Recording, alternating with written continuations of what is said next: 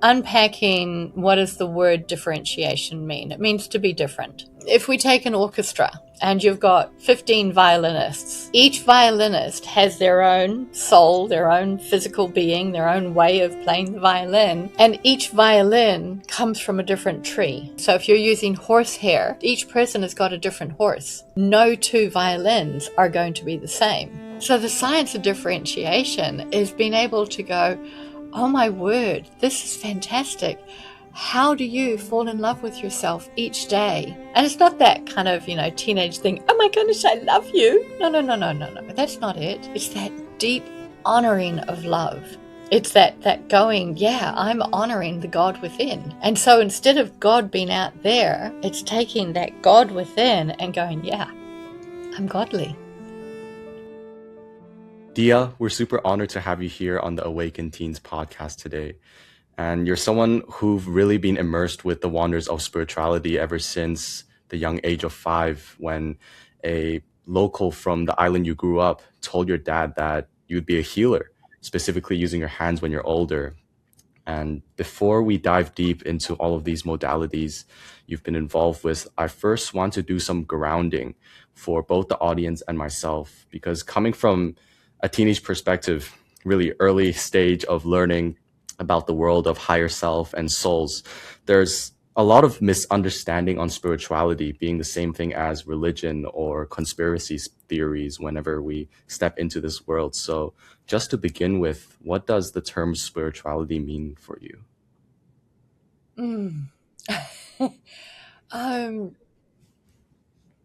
Spirituality for me is, first off, thank you. um, it's an honor to be here. And I guess that's what spirituality is the honoring the present moment. It's, I'm a soul incarnate. I'm a soul that's come into flesh. And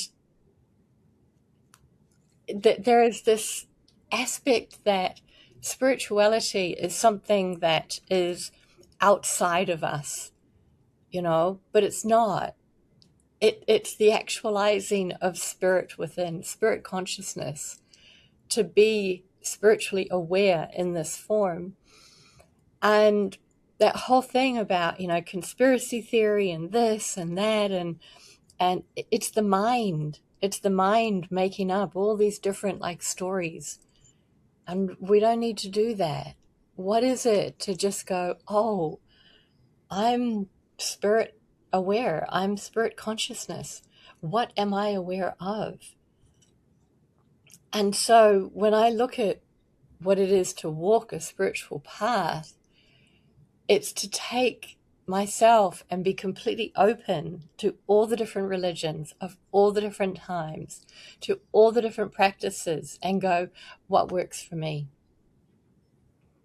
And what works for me is what works for me. And to be honoring that, and that honors each other. Does that make sense?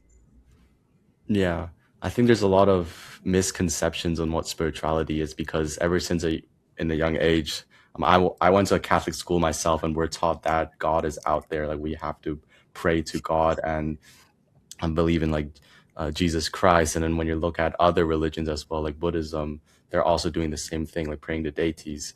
But it's very interesting to explore this understanding that God is within ourselves. So when was that really your first realization? Uh, I don't remember.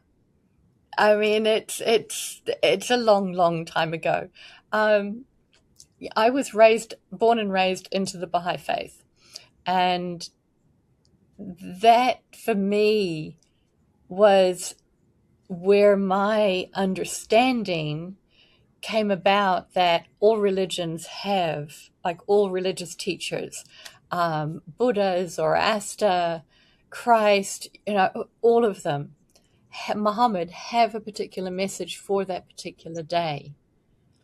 And Baha'u'llah came along and he said, I've got a message for today. And that was in 1844. The idea that God was within me, I guess that it kind of came about from wandering around the garden as a kid going, how can this be separate from God? And we didn't go to church when I was a child. We would sit underneath the tipani tree, or frangipani as it's also called, or the breadfruit tree. And so, God was connecting with everything. And there's a prayer in the faith, "Oh God, guide me, protect me, illuminate the lamp of my heart." And what is it to feel that spark within, to have that spark within lit up, and to have that awareness that the spark within me is the same spark that is there in everybody. There is no separation, except the mind and what it says is separate. And so God within just seemed natural to me. I don't know.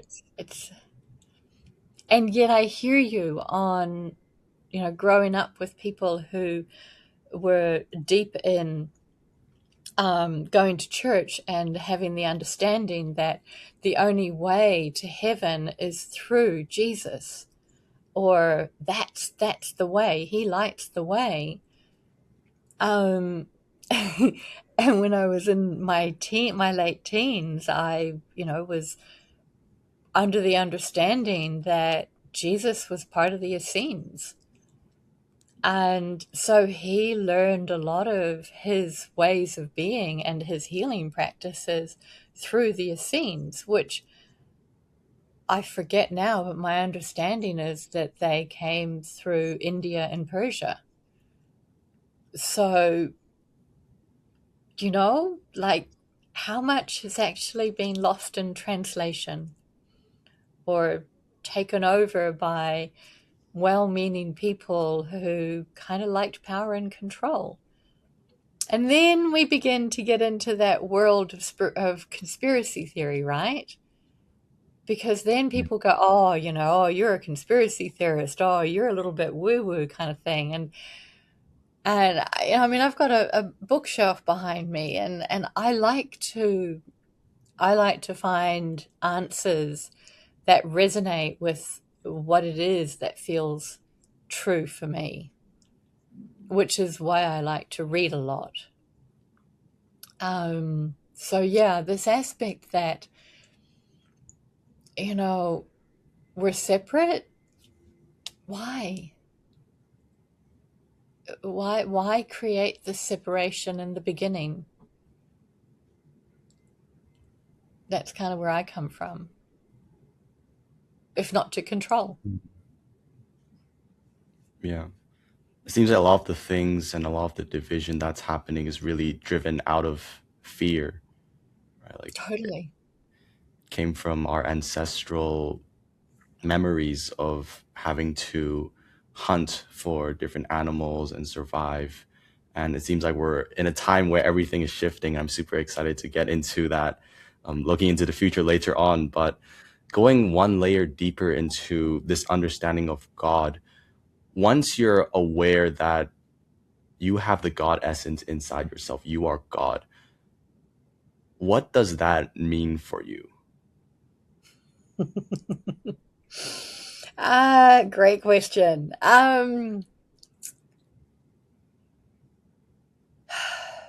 It means that as a soul, I've got conscious choice. And as a soul, there is no choice. It's like I'm here to learn.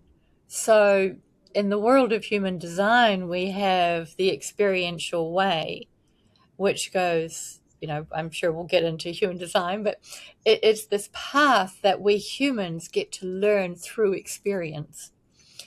And, life is a little bit messy, right? It brings about the lesson or the experience first and the lesson later. So, yeah, I've kind of gone off track and forgotten your question. Say the question one more time. what does it mean when you understand that God is inside of yourself, like in like your daily life and how you approach things?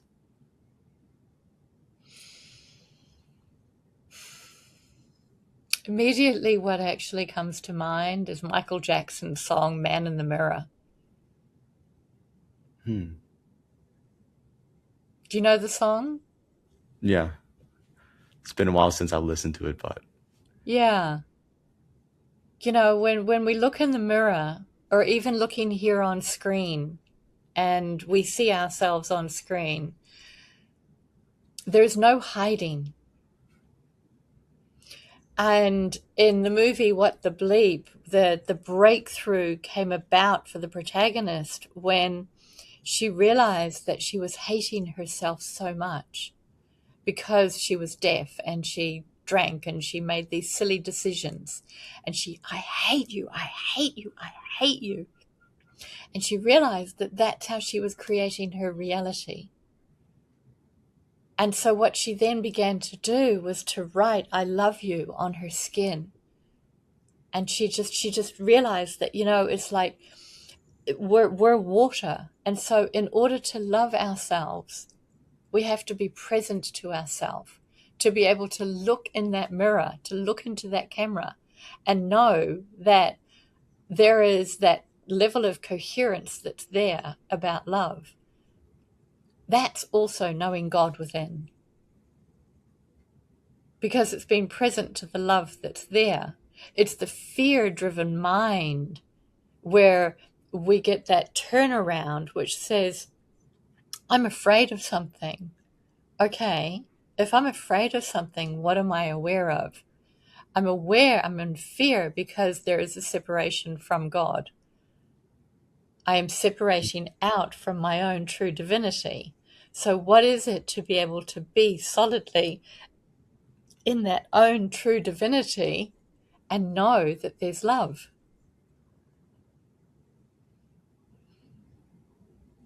Man in the Mirror. It's a simple song, but it's pretty cool. Jackson yeah. was a little bit of a rogue, but he got it right in some ways. He had good writers too.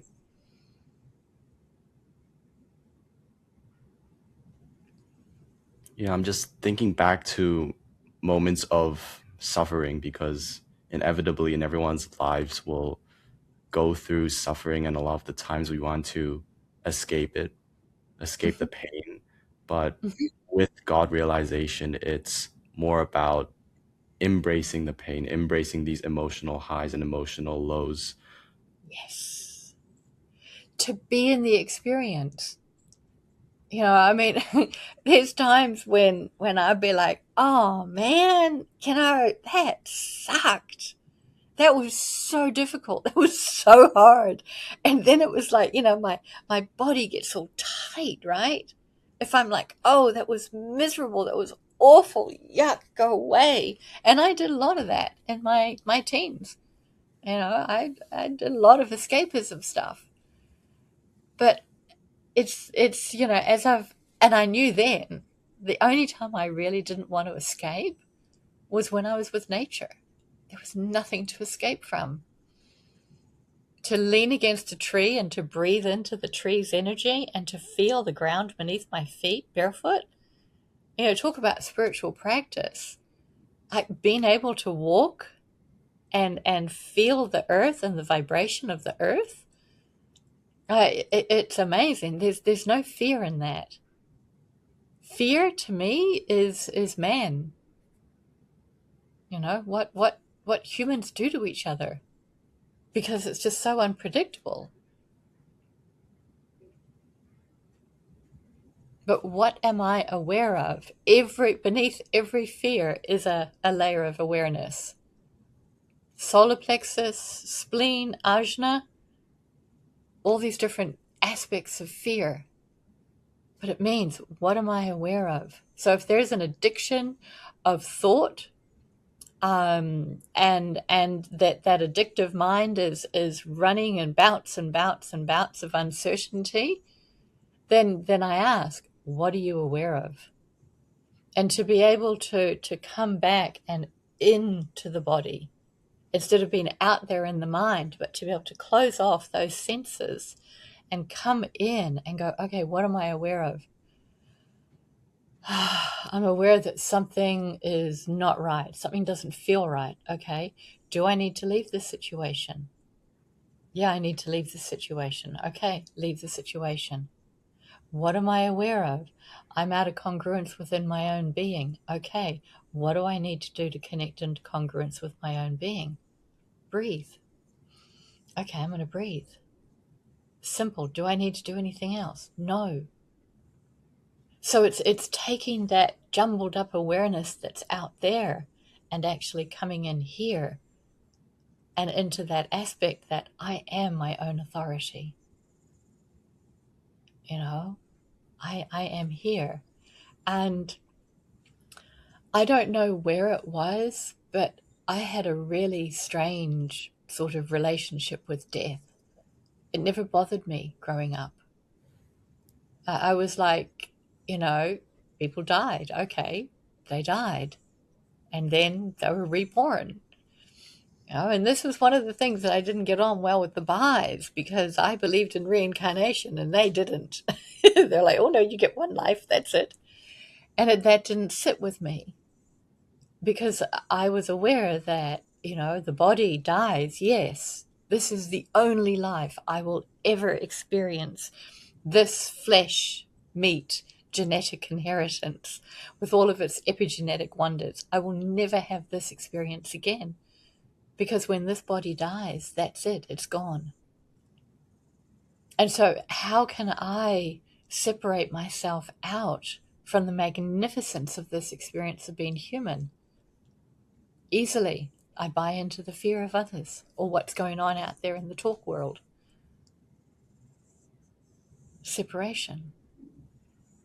So in order to be in the suffering and to go, gosh, it's really, really horrible what's out there. Yeah, it's true. But what am I learning? That's the grace. To take that suffering and go, oh my God, that was really difficult. And gosh, it was good. It was such a good lesson. And to hold that lesson with such honor, and such that fierce love. Oh, I'm so thankful to come into that place of gratitude. I'm so thankful for that lesson. And there's no suffering anymore, because it's just gratitude. Beautiful. It seems like there really is just two approaches mainly on how we approach suffering. Either one, we can fall into this whole loop of being more fearful, being more constricted. And the other one really is just stepping back and pausing and really just realizing what's happening in our lives and just being aware of why it's happening. Yeah. It's really That's about the key. That's the key. To inquire why this is happening to me. What am I here to learn? It's like people go, oh, why is this happening to me? Like victim consciousness. But it doesn't need to be victim consciousness. There is the freedom that comes out of that, to take that mud and to go, oh my God, this is really cool. Look at what I get to learn here. I mean, it's like it just takes it from being horrible to being something really grand. And, I did this a lot early on, and people looked at me like I was nuts. Absolutely nuts. And it's like, I began to think I was nuts because I didn't have that kind of relationship with things. And so I thought, well, maybe I'm wrong for feeling this way or believing this way. To look at these sometimes terrible things that have happened and go, actually, that's really good, because I got an opportunity to learn. Whatever it is that I'm learning in that moment. And the thing is that then things get easier and lighter, but they get harder if we don't look at the learnings. And they get more intense. So every time somebody feeds an addiction or shies away from learning something, gets a little bit more difficult. Mm.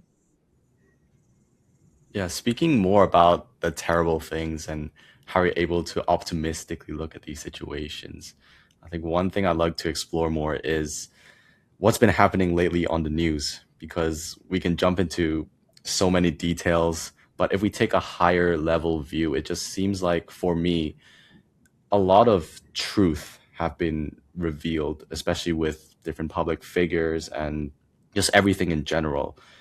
And really, reality is being projected outwards and the authenticity. So I would just like to hear more about how you feel about everything that's going on and how you've been approaching these news.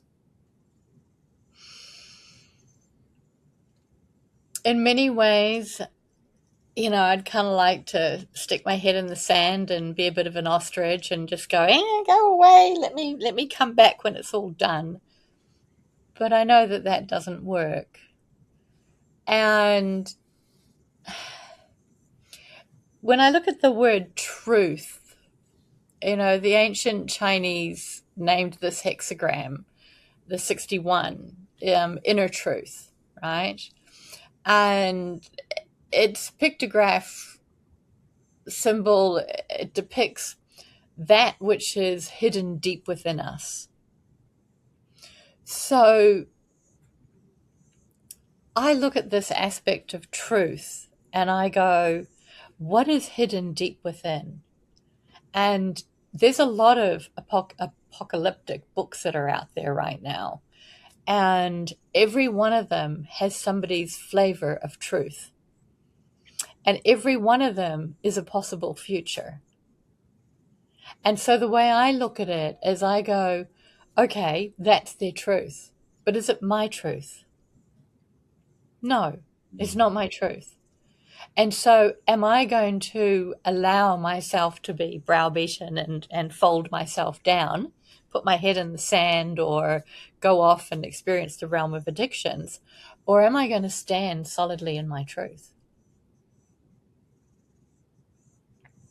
It's not an easy one to do, right? When the world out there is a loud cacophony and distortion and there's so much going on, it's really difficult to stand in my truth. Because oftentimes those that shout the loudest are the ones that are heard. Yeah. However, we can also do something like humming,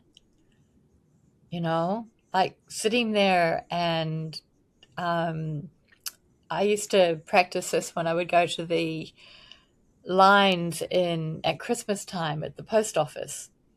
There'd be a lot of noise happening out there, a lot of noise. And what I would do is, instead of getting myself all rattled, I would stand there and I would take my awareness deep, deep down into my belly, into my body, and I would hum. And I could feel a resonance coming through my heart, my G center. And that was before I knew that the G center was there. But anyway, that was where I could feel this resonance coming forth. And what it did, I didn't have to hum loudly, but what it did was that it moved my aura bigger. And so then the frequency was able to shift out there. And so I look at what's going on in the news and I go, sure, I can believe those different things. I can take them on board and I can be in fear. Or I can stand in my truth. And so what am I going to hold as a strength? So my take on truth is that everybody has their truth. Some people, the truth is driven by the mind. What's its foundation but being a parrot of other people's truths? And whereas other people are going, oh, hang on a minute, what is my truth? My truth is something completely different. And who's to say that my truth of being able to feel the frequency of plants and trees and cats and creatures is any less worthy than the power of somebody who wants to rule the world. Yeah. And speaking more about inner truth, one thing I've noticed, especially for myself, when I'm sitting down and doing the reflection work, is a lot of the times, especially in the initial phases when I'm really new into looking at these different modalities like gene keys, human design, I realize that my mind really likes to self-sabotage itself. It's like it wants to go into the work, but then I also start to realize that I'm also victimizing myself in many ways. Mm. I was wondering whether you had similar experiences with that when you were encountering these modalities and how you approached them. Hmm. Yeah. Um, you mean specifically with human design or all the different modalities? We can talk about all of them and then also dive into examples if you're willing to share. Yeah. Um,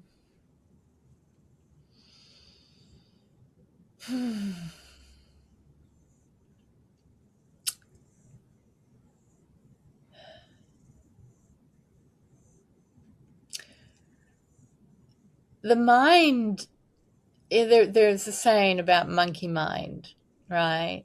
The mind likes to grasp onto things, and an untrained mind is a little bit like an untrained puppy. It doesn't have very good habits. It needs to be trained. It needs to know what's right, where it's supposed to go to the toilet, where it shouldn't. To sink those little puppy teeth into the skin is painful for adults. Children are the same. As children, we need to know how hard it is that we're biting. Children go through a stage where they often bite because they're learning. I mean, it's a self-protection mechanism, right? Somebody comes along and grabs a child and they're not supposed to grab the child, and the child bites. Well, most likely those little sharp pointy teeth are going to hurt, and the person who's grabbing the child will, let go. But oftentimes these things are trained out of us, but they're survival mechanisms. The mind is the same. The mind needs to know what to trust and what not to trust. So a lot of these different modalities are there to help us to understand what the mind is doing.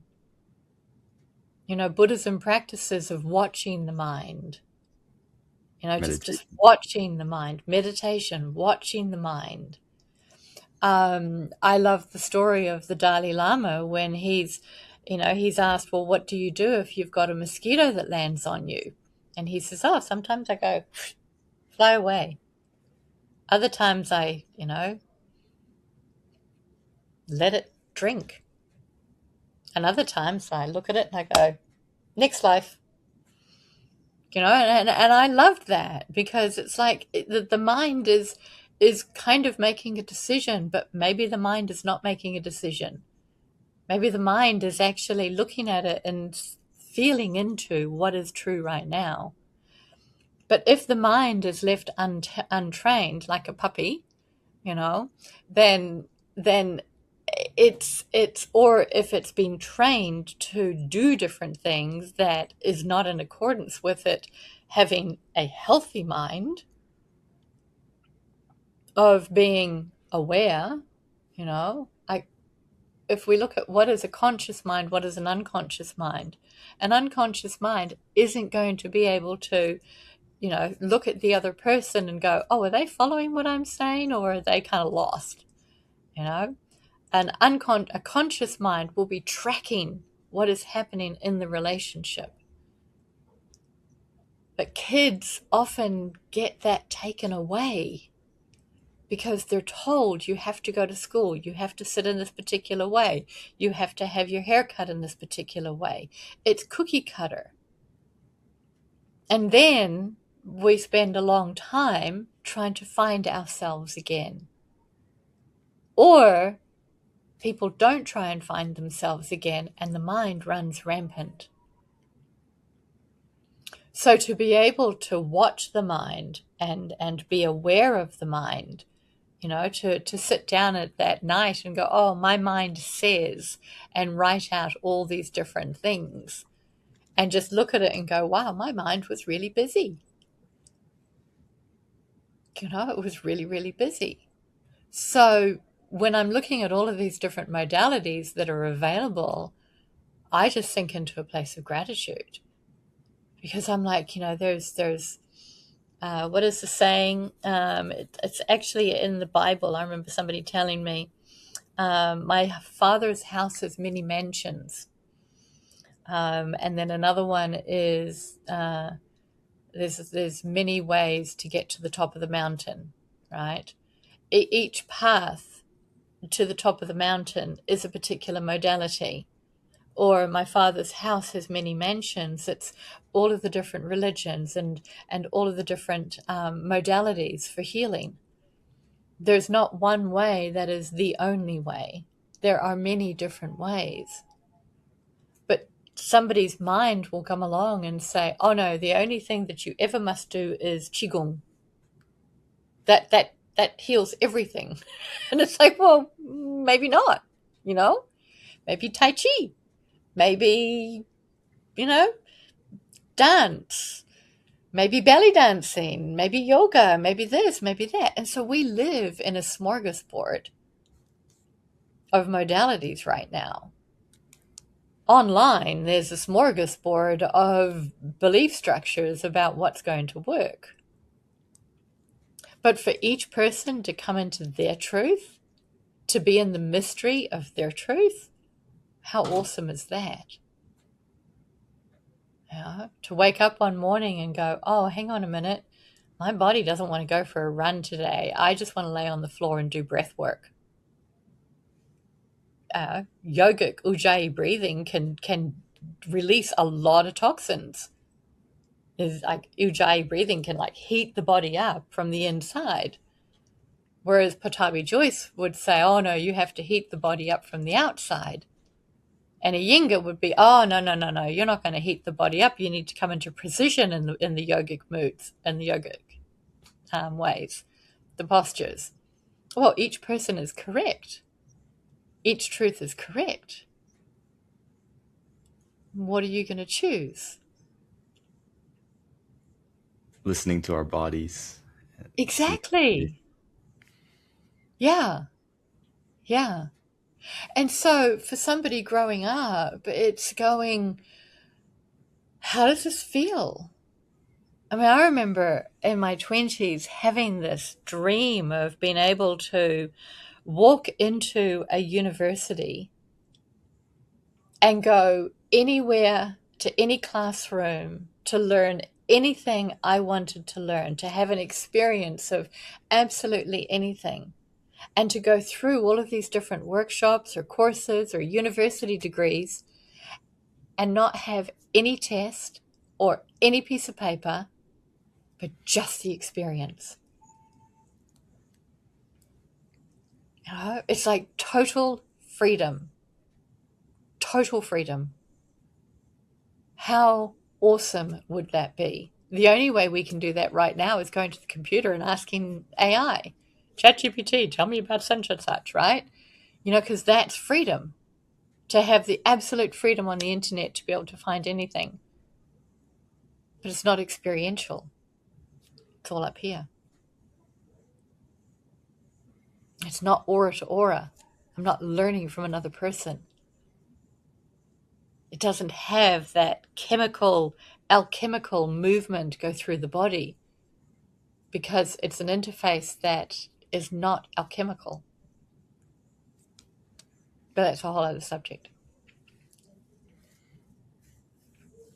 Awesome. It seems like what I'm getting through is making me think of the Buddhist teaching of removing the desires and having this no self, being detached from experiences, but then also fully immersed in the experience, but then able to move on from these experiences and just be in the present moment. Yeah. I mean, you've touched upon something that I kind of heard in Buddhism, and I'm like, yeah, nah. Yeah, for a real Kiwi term, I think they have it in Australia as well. Yeah, nah. Which is yes, no. Um, and that is the and I think it was in one of the yogic things as well, the annihilation, um, the whipping oneself to get rid of the desires, to get annihilation of the ego. That never sat with me because I figured that anything I was wanting to disassociate from or separate out from, I was going to have to meet up with in the realm of the dead. I didn't want to meet up with it in the realm of the dead. I really didn't. I didn't want to go and die and then have to face all the demons and things that I didn't deal with in this lifetime. Um, I wanted to make sure that I dealt with absolutely, positively everything that I could possibly deal with in this lifetime. And my friends would be like, "Oh my God, dear, can you just stop? Can you just give yourself like time off?" And it's like, well, what's the next experience, right? So this is where I love the gene keys, because the gene keys goes, where's the mud? Where's the gold?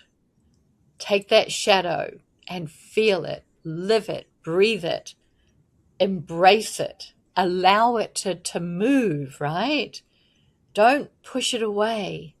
Don't tell it it's wrong. No shaming, no blaming, but to really be in that muddiness. There's a image I came across. I think I've got it up on my website. I'm not sure. It's a sketch of a girl who's sitting there. I think she's got a red top on, and she's in a pool of brown mud. And she's got a number on her where she's on a race, and she's obviously slipped in the mud. And she's got her head up, and she's laughing. She is laughing, and I love that image because it is such human nature to go, "Oh, I'm wrong. I'm bad. I've made a mistake. I'm sorry." It's like the hunching over and the getting ready to get hit and told off or whacked over the head. As I grew up with at school, they don't do that anymore. Politically correct, but instead of doing that, to feel the mud, to sit in the mud, and to go, "Oh, it's so messy," right? I mean, I hated getting my feet muddy as a kid. Hated it. Well, actually, as a teenager. I think probably as a kid I was fine. And then I remember going for a walk one day. I'd gone back home. I was in my early 20s. And I always went for walks in the mountains barefoot. I never wore shoes when I went home. I hardly ever. And I came across this muddy patch, and I'm like, oh, God. And there was no way that I could go on the side of the path. I had to go through the mud. And I was like, you got to do it, And I put one foot in that mud, and this hot mud came up through my toes. And it was amazing. It was absolutely amazing. And I was like, oh my God, this actually doesn't feel bad at all. This actually feels really nice. And then I took another step, and I began to feel the earthiness that I didn't get from living in the city because I was so disconnected. I wore shoes in the city. I was concrete in the city. There was no time to go feet in the mud in the city. And so there was this real dramatic kind of guttural feeling of, wow, this is mud. And then there was the awareness of, well, that's actually what I'm made from. I'm flesh. I'm made from this earth. how can I be living a life so disconnected from this earth? Ew. And so instead of the mud being ew, it was the disconnected life from the earth that was ew. So that was a big turnaround for me. And that experience stayed with me, so that now I see mud and I'm like, okay, gonna get muddy. The same thing with walking in the rain. How many people put on raincoats or an umbrella, whereas how many people do you see walking in the city at the crosswalk and they've got to go from one street right across the way to the other street? How many people do you see walking across the street going, oh, feel that rain on the face, and smile with it? I mean, I kind of like doing that. I like to stand in the street when it's raining, just started raining, and I've got a nice top on, and I'll just stand there and I'll just smile at the sky. And then I kind of like look around and people are like going, oh, she's a bit weird. It's like, okay. Because I'm not wanting to be disconnected from it. Because it's the disconnection that leads to the addiction.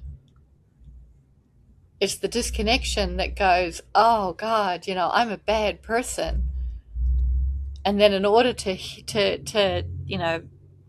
help that bad person, that bad part of me feel better, there is that addiction to go out and try and grasp something.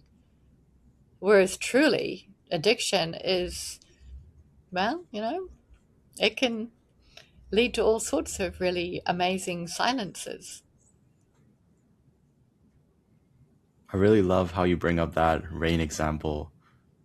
It makes me think about, like, when I was young, my parents would tell me to always bring like an umbrella or like wear a raincoat. But then that was because they feared that I would get sick, I would get an illness, I would get a cold. But Yes.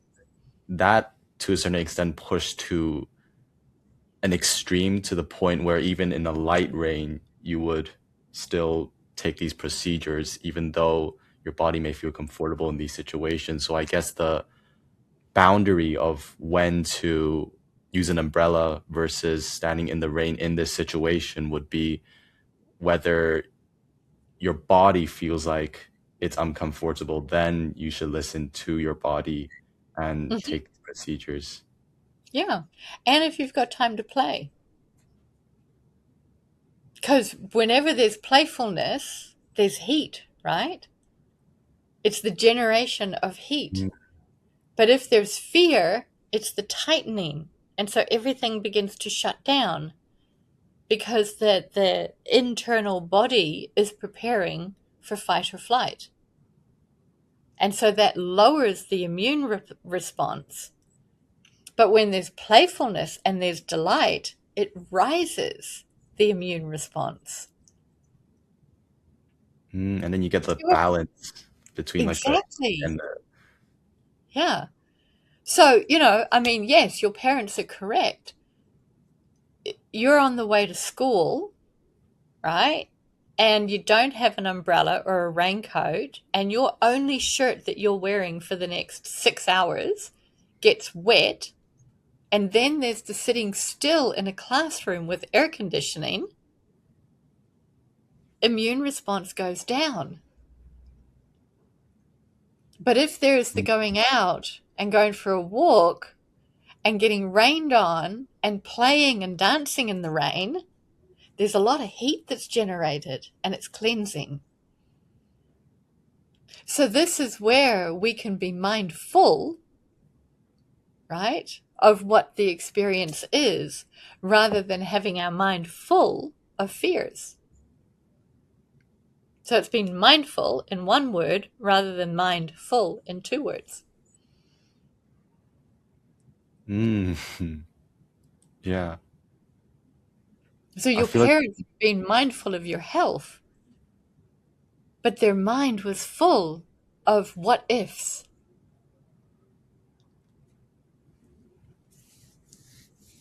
Nothing wrong, no blame, no shame. They were acting from the best of intentions. My parents did the same.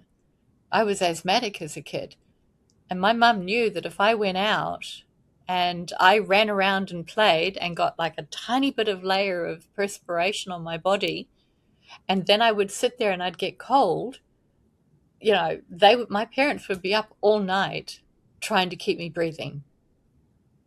So, they had to be mindful, and they had to fill my mind with worry and care for my own health and well-being. But there's nothing wrong with that. There were also times when I was allowed to play, and it was okay. So I got to learn both sides. Did I do well all the time? No, of course not. I messed up. I'm an experiential person. Did I give myself a hard time for many years for doing things wrong? Of course I did. Do I still do that? No.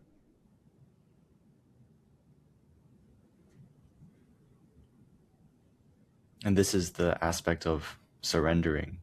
And I think this rain analogy ties really well to the gene keys, because it's like you have the same environment, but it's how you approach that situation is the most important. And speaking about the gene keys, you have a really unique approach with the gene keys. You add like a shamanic twist with them. So I would definitely love to hear more about how you mix both modalities together to personalize it for yourself. Yeah. In the 90s, I lived in Tucson, Arizona, and I went on a couple of vision quests. And I was working with or practicing with a shamanic group. And we did, there was a lot of aspects of soul retrieval. And so that kind of going into the underground and connecting with the parts of ourselves that had been split off, and drawing them back and reintegrating them into my life, really, and growing them up. So it would be a part that was, curled up in a corner and deep in the underworld, which is the metaphor for shadow. It's like we go deep into the underworld, and so there's that aspect, but there's also the aspect of, speaking of the underworld, working with Mars. And so the design Mars in the human design body graph is the place where the rubber hits the road. We gain traction in this lifetime for the next lifetime. We can take it and turn it around. Having that awareness of what it is to go deep into the shadows, to go deep into the underground, to go deep into the unconscious, has helped me in many ways to be able to step into the shadow. So instead of the annihilation or the pushing away or the shadow was wrong or the shadow was bad, it's much more the finding the gold in the shadow. And so looking at that aspect of the shadow to the gift, to be able to step solidly into that shadow and say, so if we pick intolerance to understanding to forgiveness, this is gene key 4. Where has intolerance served me? And where has tolerance not served me? So that was an exploration that I had to go through, because in the early 2000s, I went on this sort of dive of, well, what does forgiveness actually mean? What is it? And I kind of knew that I was being way too tolerant of certain behaviors and friends and people I knew that weren't healthy for me. And so I was out of balance with tolerance and intolerance, And so when I stepped into the gene keys and I was like, oh, I've got intolerance as a shadow. Holy heck, what do I do with that? It was difficult for me. And so that was when I had to go, okay, well, what does intolerance mean for me? And what I realized was that I'd actually been way too tolerant, and I needed to strengthen intolerance in order to come into understanding. And so the shamanic practice helped me to kind of explore the different realms of working with the animals and working with the unseen realms, but definitely the animals, and going, what are these different animals teaching me? And Richard and Rosie Aronson have brought in this incredible body of work called Dream Arc. And so if anybody ever wants to explore, the shamanic sort of aspect and the Gene Keys approach, I highly recommend the Dream Arc, because it's this non-linear world where people just get to pick different things, different creatures, and picking of that creature will lead into something else, which will lead into something else, which will lead into something else, which is what shamanism did for me. There was no specific path. It was noticing what I noticed and what I noticed.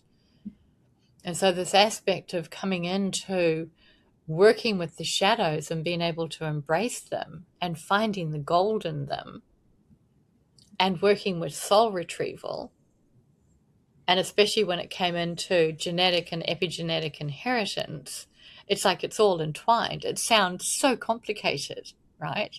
It's like, oh my God, dear, there's way too many moving parts. But really, is there? I've got a genetic inheritance, right? It's there. You've got a particular genetic inheritance. It's there. Epigenetic inheritance is the energy and the emotions that are carried down on that genetic inheritance.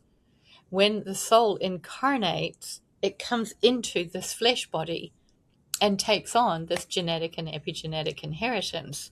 And then we get to explore what it is to be in the energy system of this being and how the energy flows within this being.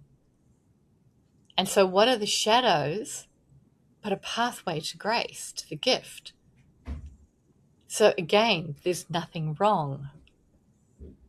But to be able to go, oh my God, what parts of me have been separated out because there was too much tolerance, not enough intolerance, or intolerance. I was so intolerant in that moment, it's like I can feel it. Intolerance for me is like, it's an awful amount of self-righteousness that comes about, right? And it's very tight and controlled. But to be an understanding is to look at what happened to those different parts of me, or to look at my ancestry and go, oh, my German great-grandmother, she left Germany and there was no internet back then. She got on a boat, right? Went to the States, no idea what she was going to be encountering. How many months did it take to get a letter back home? What happened to her parents? The egg that created her was from her grandmother's womb. So, it's like that fear, it gets carried down. That, oh my God, what's going to happen out there? So when I was able to come into a place of beginning to ask the questions, to come in inquiry, and then sit in a place of contemplation, a lot of things began to unfold through understanding. And so then I could forgive myself for misunderstanding that was led out of tolerances and intolerances. So it's like the shamanic world and the Gene Keys world, there's, and genetics and epigenetics is kind of thrown in there as well. That's come along at a bit later age. It's like this delicious opportunity of being human in today's world. What is it to be a unique expression? I mean, it's kind of a gift. I hope I answered your question. It's such a big one. Yeah, I think that puts a really good spin on it. And by the way, I really like your necklace over there. Like, is that a firefly? And is there any No, it's symbolism a from it? dragonfly. Dragonfly, yeah. Yeah, yeah. I've always had a thing with dragonflies, and our family would sit out on the deck at home and watch the dragonflies catch the mosquitoes. Hmm. They're like, I worshipped dragonflies because the more dragonflies were around, the less mosquitoes were around. And of course then getting into gene keys, and as a kid I would find dead dragonflies and put them up on my wall and study their beautiful wings and everything. But this is actually made from a pearl shell, a really large pearl shell, and I've got black pearl earrings on. So, this whole aspect of what it is, and in the light, it actually reflects rainbow colors because it's a pearl shell. Hand carved by a guy from the island of Tongariro in the Cook Islands. Beautiful. Thanks. 55th gene key. Yeah, we'll definitely get to that one in a bit. Yeah. And before that, I would love to explore more about what the science of differentiation is. Mm. Human design is known to be the science of differentiation. So, unpacking what does the word differentiation mean? It means to be different.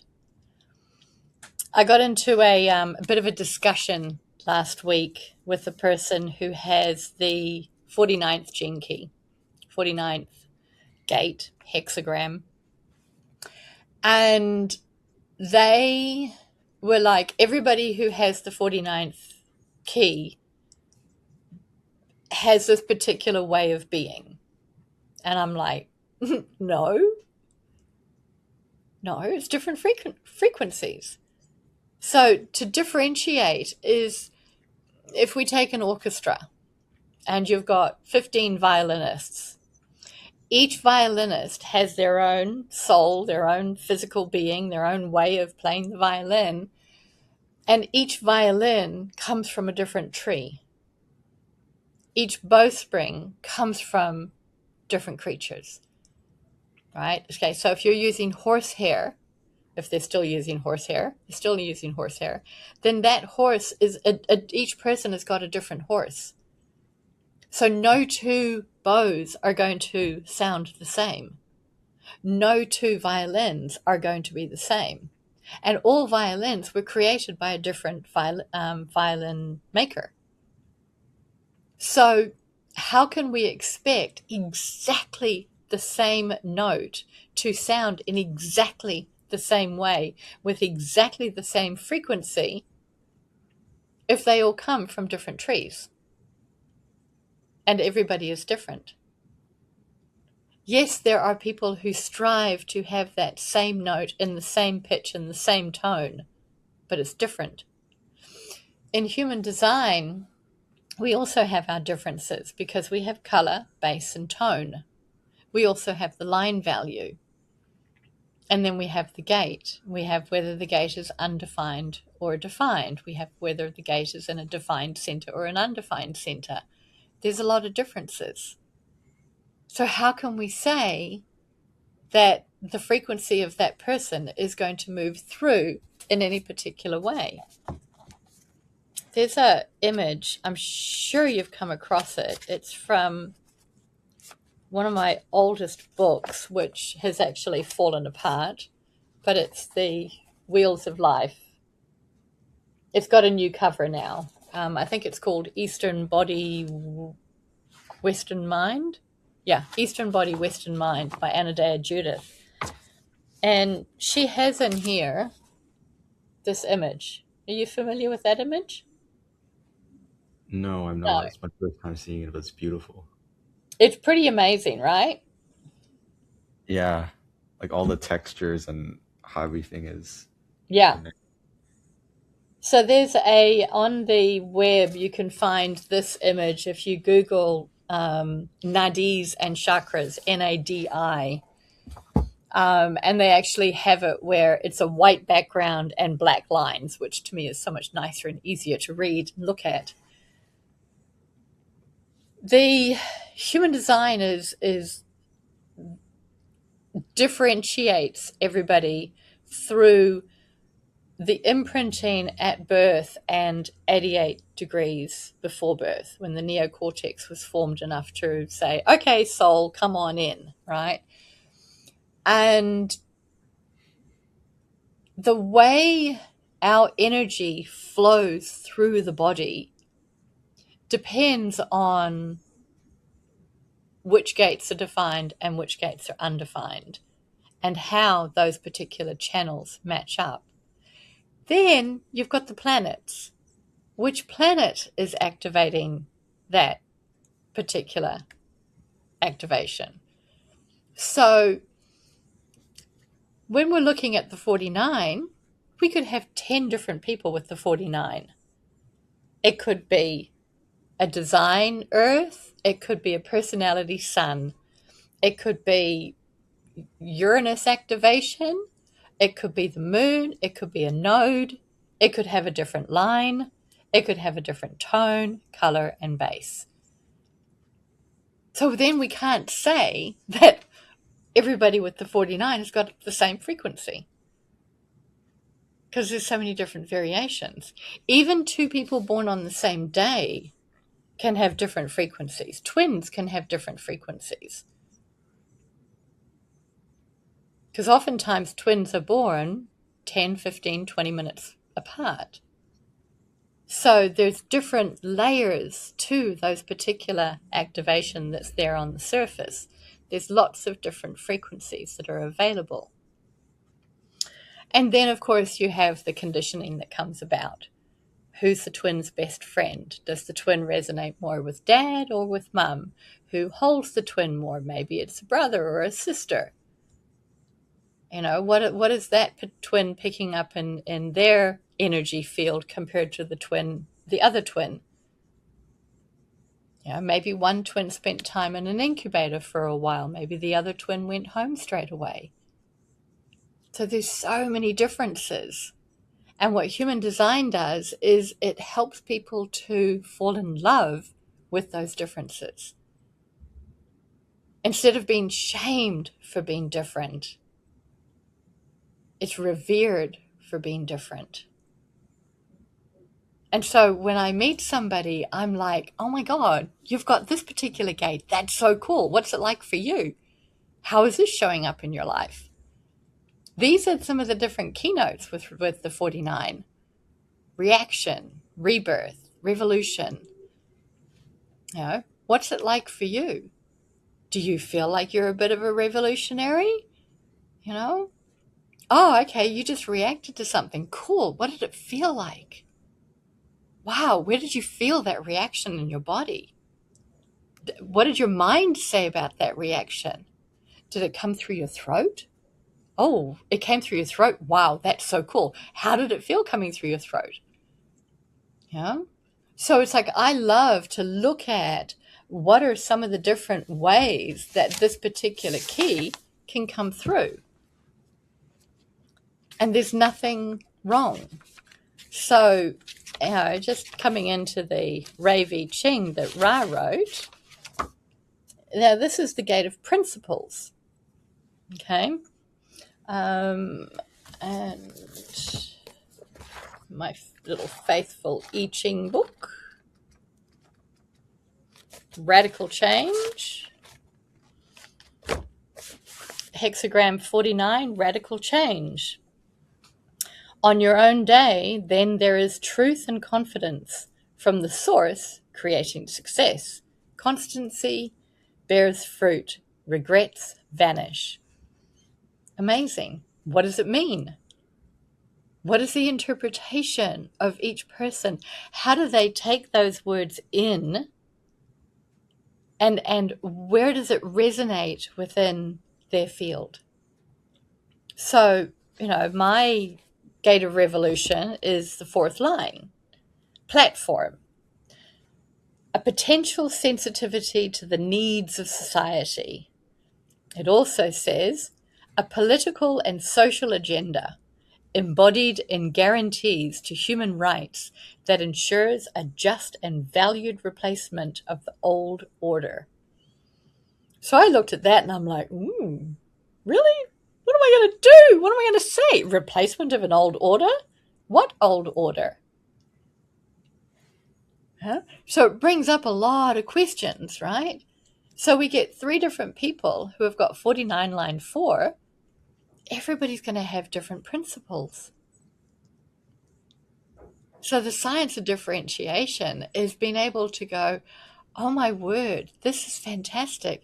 How do you fall in love with yourself each day? And it's not that kind of, teenage thing, oh my goodness, I love you. No. That's not it. It's that deep honoring of love.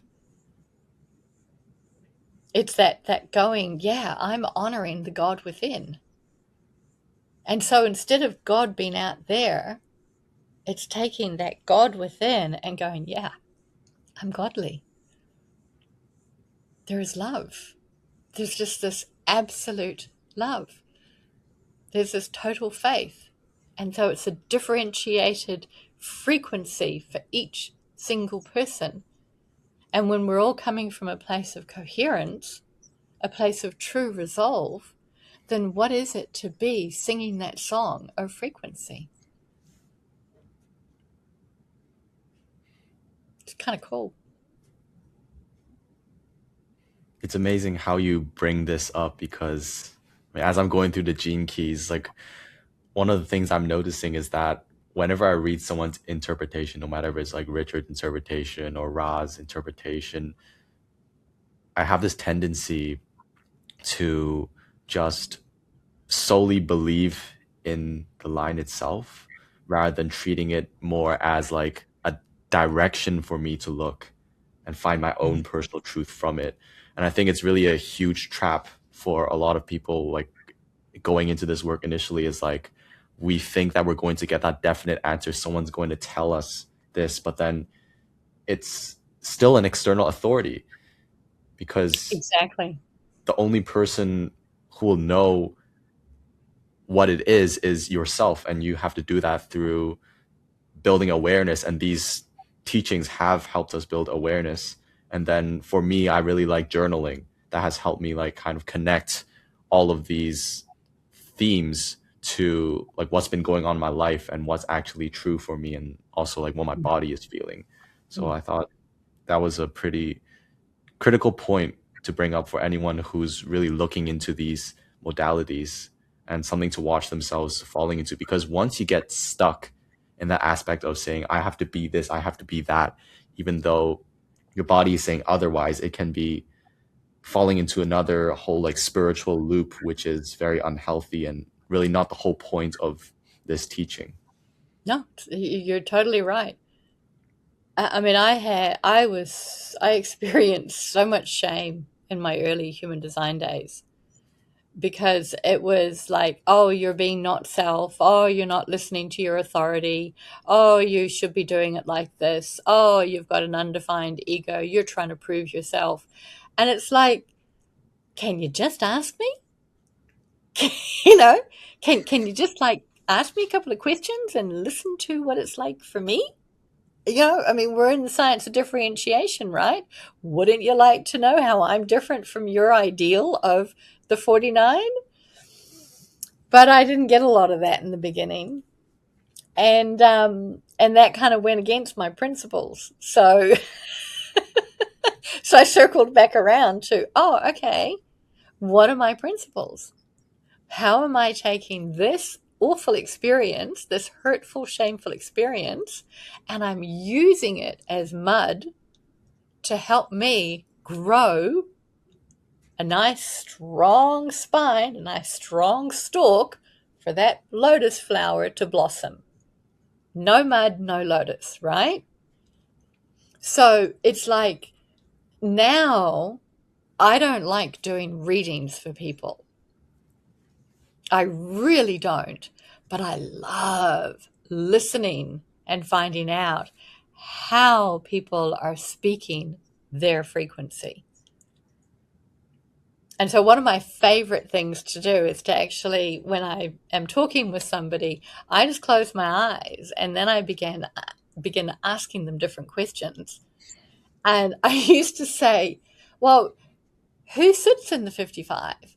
Or who's sitting there? And my friends would be like, who? I don't know. What are you talking about? Well, the planets were always a who. And so once then I began to go, oh, well, so then it's like hearing the experience and looking at the particular keys and going, this is the particular line. And so if you were to write your line, what line would you write? And each person can actually write their own I Ching. I mean, why not? Yeah. Because then each person is bringing forth their particular frequency, their differentiated beingness. So as we're moving into the time of the individual and circling right back to that place of truth, it's helping people to understand how they are being in their own truth and not shaming them for it.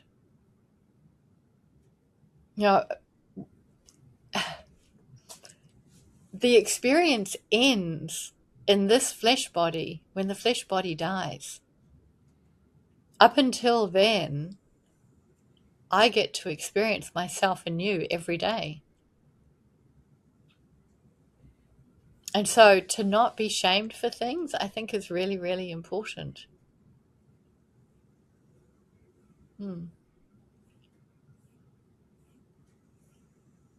Yeah. Yeah, I love hearing you say, journal writing. In my analyst training, we were encouraged to do something called wild mind writing. And wild mind writing is looking at this aspect of setting. Have you heard of it? Wild mind writing? My understanding of it is just that you continue writing without caring about grammar or like mistakes. Yeah. Wild mind. Yeah, exactly. Set the timer for 7 minutes and just write. Don't correct it. And then close the book, walk away, come back and highlight what really stands out. Yep. So it's a journal writing with pen, if possible. I think it brings like a very different effect compared to like typing. Yeah, it does. And there are people who like to type because then it's both hands. Is it Chinese or Japanese where you're trained to write with both hands? I'm not clear about that. I didn't know that was a thing. I have to find out, but I have a recollection of somebody saying that there was a particular Asian orientation training of writing characters with both hands.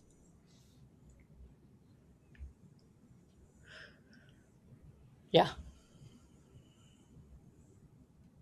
Be a bit of a skill. Yeah. Just jumping back into human design, you talked about how you don't really like to focus on the not self. Would you like to elaborate a bit more on that?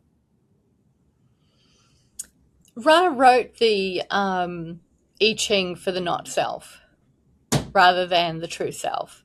And the not self, in the 80s and 90s was a lot more prevalent in my world. I mean, yes, it's still very prevalent in today's world.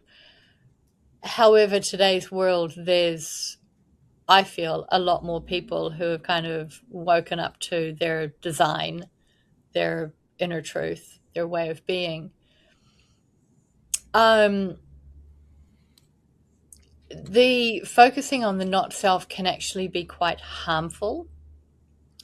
And I understand it's like, focusing on the shadow. It just embeds more and more of that, oh my goodness, I've done it wrong again kind of thing. Rather than going, well, okay, so what is it to turn it around?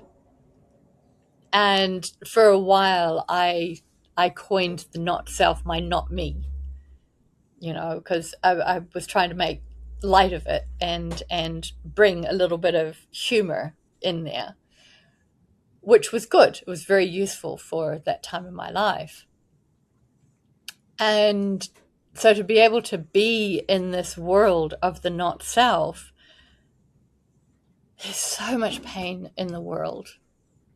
So much pain. And if somebody is only hearing sort of a negative imprint, then that's more demoralizing than I feel that the world really needs right now. So I spent a few years in my readings only bringing in the good and the beautiful and the positive. And I hate to say it, but that didn't work either. It was like, I kind of went from one extreme to the other. And that didn't really work either, because people only heard the good and then they didn't actually look at the other things that needed to be looked at. And so it was around then that I began to see, okay, where's the wisdom? And when we look at, in human design and gene keys, there is the saying of, we have all 64. Some of them are defined and some of them are undefined. Where it's undefined, where it's white in the body graph, there is a tendency to take on conditioning. But there's also the availability to be in the wisdom. And that's the wisdom of flexibility, the wisdom of requisite variety, the wisdom of being able to notice who has got their particular frequencies coming through. Whereas the definition, there is supposed to be a frequency of coherence there. So the projections on the not self, they can harm. I say on a regular basis, it doesn't need to be that way. It was a saying that came to me over and over again in painful situations of separation, where people would be like, oh, you're being this and you're being that. And I would say to them, well, I'm seeing all of this not self activity, and what would it be like if we were not in the not self? And what was a gift turned into something of attack. And, we have this aspect of love, and the 37th gene key, or hexagram gate, Ra called 37 line 5 love. And it says in the I Ching, the possibility of dependency turning love into hate. And right now, it was definitely yesterday, I can't remember if it's today as well, there's 2 different planets in 37 line 5. And so there is this possibility of what once was love in a relationship being turned into hate. And I come along and I go, yes, and it doesn't need to be that way.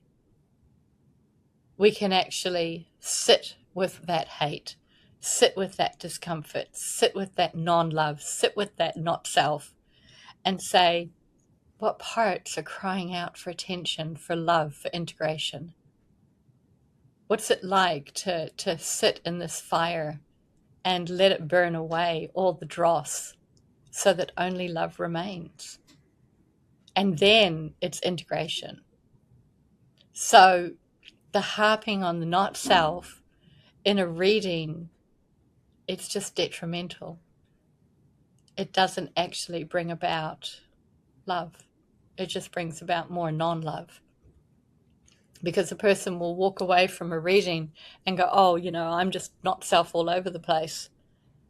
And the 25 line 3 is one of the, what Ra calls one of the suicide lines.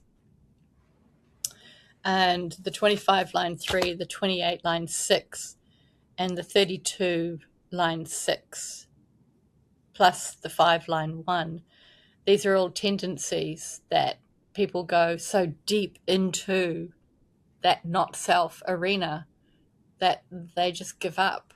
And if there's an undefined gate and there's that tendency that's there, it's the loss of innocence in the 25 line 3. And so people can just choose to just give up. And I'm like, it doesn't need to be that way. Yeah.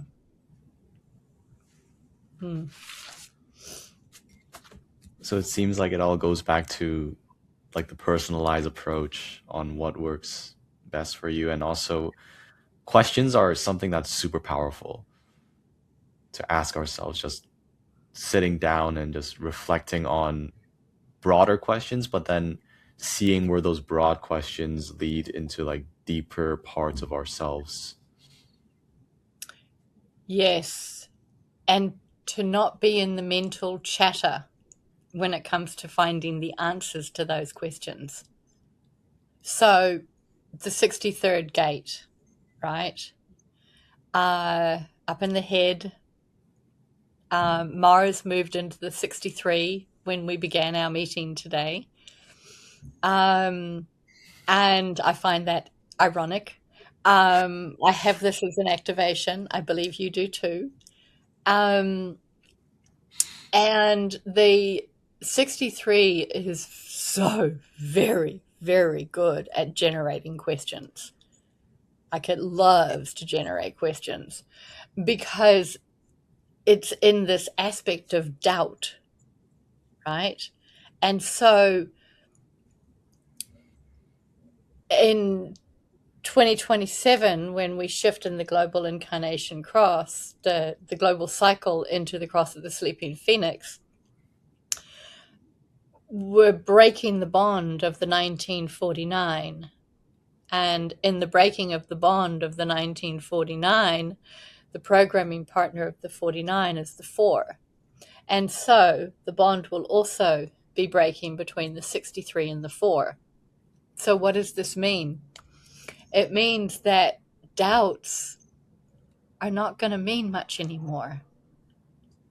And so when we take these questions and the generating of these different questions, there comes a time when the questions are just questions. They don't actually need answers because the understanding is there. So what is it to be able to stand in this place of endless questions and not be sort of shaken up by them? And so I love this aspect in the gene keys of being in contemplation, because there's contemplation which just takes us into this beautiful open spaciousness arena, and then inquiry which goes up and goes down. So it goes up into the higher frequencies and it goes deep, deep, deep down into the higher frequencies of the earth plane. Not the lower frequencies, but the higher frequencies of the earth plane. What is it like to do that rather than the lower frequencies of the mind or the lower frequencies of the earth plane? It's a whole different spin on things. But to be in this understanding that doubt has been there in order to help us find the patterns. What are the patterns of fear? What are the logical patterns that have led us into understanding? What are the patterns that are helping me to clear out the illusions that are out there in terms of spirituality or religion or dogma or the political realm? What is this breaking of the Maya? Because the patterns that I see are actually whole and complete and real. But a lot of people don't go into the patterns. They just stay in the yada, yada, yada, which is very not self. I'm wondering, just looking into the future, considering this, for people who continues to get stuck on all of these mental doubts, what's going to happen? Because we're going to have two types of people. One type, which we've started to realize that so many things are illusions and our minds are making up so many things, and we begin to surrender to our body. And the other type, where we're still trying to cling on to all of these beliefs. What's going to happen when 2027 comes by and the future?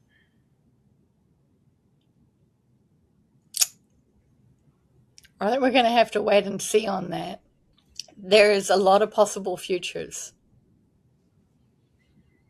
You know, there's an infinite number of possible futures.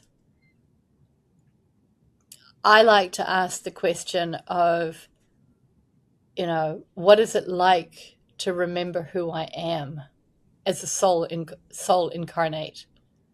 What is it like for me to be in a frequency of coherence where I'm sensing the infinite wisdom of this flesh body that has got a genetic inheritance of thousands of years?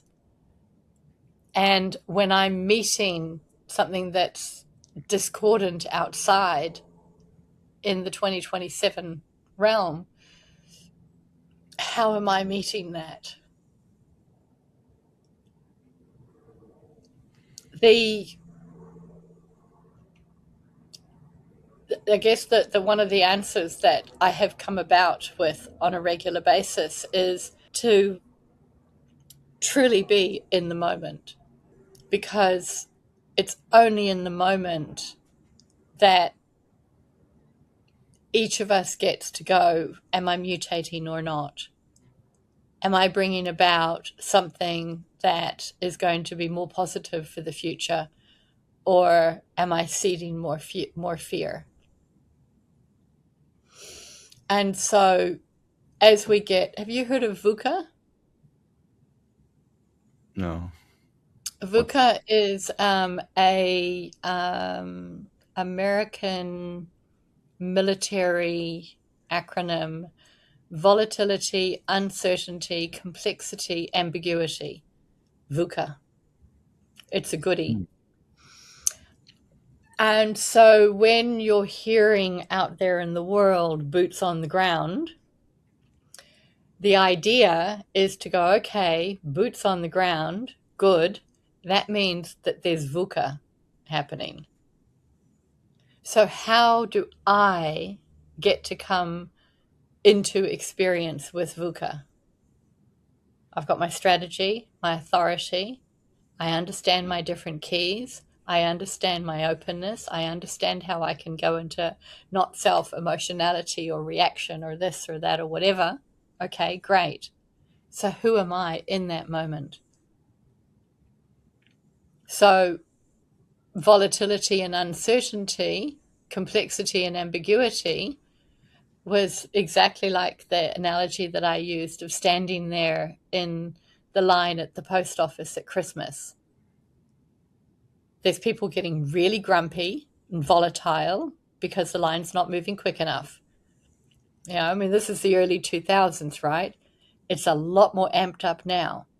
There's the uncertainty if I'm going to get to the front of the line, or the person behind me is going to get to the front of the line before they need to get back to work. There's the complexity of the situation. How are they going to be navigating this uncertainty?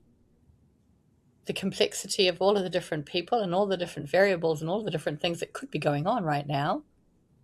And then there's the ambiguity, the what ifs. So when we're moving closer and closer towards the shifting of the global cycle, we're moving away from this world that we've come to know and appreciate, the cross of planning, which has given us education and healthcare and family and structures and cities and waste disposal and farming to the table and, you know, pressing a button and having a meal delivered and, I mean, all sorts of different things, right? Electricity. There's so much to be grateful for with the cross of planning. But a lot of people are going, no, down with this. Healthcare doesn't work. This is bad. That's wrong. Political, blah, blah, blah, blah, blah. When all that infrastructure that's kept the cities alive begins to break down, what's going to happen? Well, COVID times with lockdowns gave us a little taste. You know, living on an island in the middle of the Pacific Ocean, it would take 6 months before a shipment got in. We ran out of rice for 6 months on the island. We ran out of flour. My mother, when her and Dad moved to the island in 1960, they ran out of flour and rice on a regular basis. You know, it meant nothing to us to sift out the weevils so that we could still make flour. Well, make bread. I mean, I learned about this as I got older. It's like, well, no wonder I've got the immune system I do. So how are we going to be facing this? Well, some people are going to get really volatile and really angry because the life they had become accustomed to is no longer around. And other people will be going, ooh, okay, what am I learning here? What am I getting to experience? What is this like? Oh, wow, okay.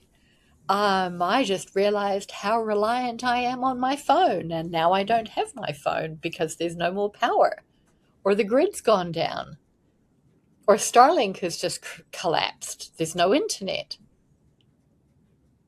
So, you know, what do people rely on when that happens? And so to be able to be adaptive is going to be really, really important. So this is something that I look at is who are the role models that are going to be coming up and, you know, showing their little heads and going, I've got a lot of information here, I'm available. And who are those people who are going to be the adapters? And so we've got the early adapters who are now getting called the tinfoil crowd because they've taken that information and they're so paranoid that this is going to happen. And then there's the late adapters. You know, it's like, I don't know. But I look at it and I go, we're still going to have the experiential way. The 1949 is going to break. The 3955 is going to lose its motor. But the 4130, it's still going to be there. We're still going to be able to be in the experience. And so, you know, what is it like to learn through the experience? Through the experience. Not by or of, but through. I like that shift in wording because it means that, you know, it's like a water snake goes through, right? It's to have that flexibility of the water snake, to be able to move through these different arenas rather than, you know, butting heads with the complexity that's there, to be an adapter, to be in that younger self third line phase of the sixth line that we're moving into, because that's going to be really important. So instead of rallying against the system and getting angry, go, oh, okay, well, what can I do? You know, MacGyver. I remember that being a very popular TV program. I never watched it, but I heard that MacGyver was really good at facing any particular problem and coming up with a solution. And he always had exactly what tools he needed right there on hand. Did you know the MacGyver TV series? No, I didn't think so. I thought, oh no, I've lost him there. He doesn't know that one. I think it's an American sitcom, but I just remember people like loving it for that particular reason. Yeah. Yeah. It seems like it's always the external crisis that does all of the unconscious change, because we're like cornered to have to like adapt either in a loving light, or we're going to fall more into the fear. And I just want to explore deeper into the 49 and 19 gene keys, as I know that's your life's work, and especially with the gift of the 19, which is sensitivity. When I was reading it, I thought it was really similar to the shadow of the 49 of reaction. So where really is the line drawn between these two gifts and also the shadows?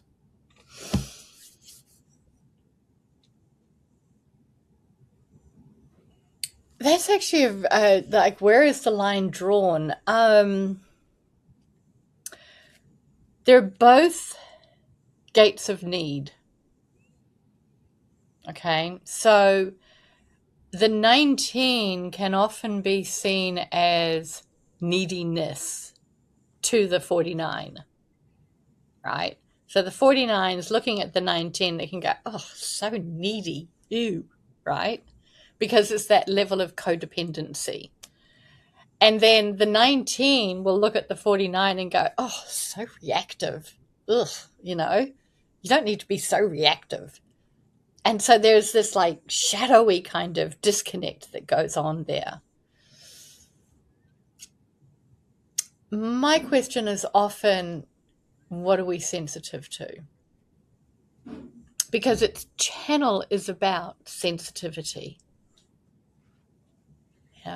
It's this amazing ability to be able to look out into the world and go, okay, I have got an opportunity here to synthesize something. The 19 is about approach. It's the tribe looking up. It's that root energy looking up at the up over to the other side of the channel of the 49.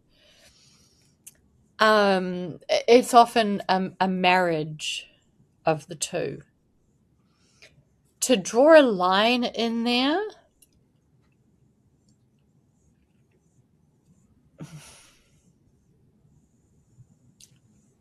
it's interesting terms,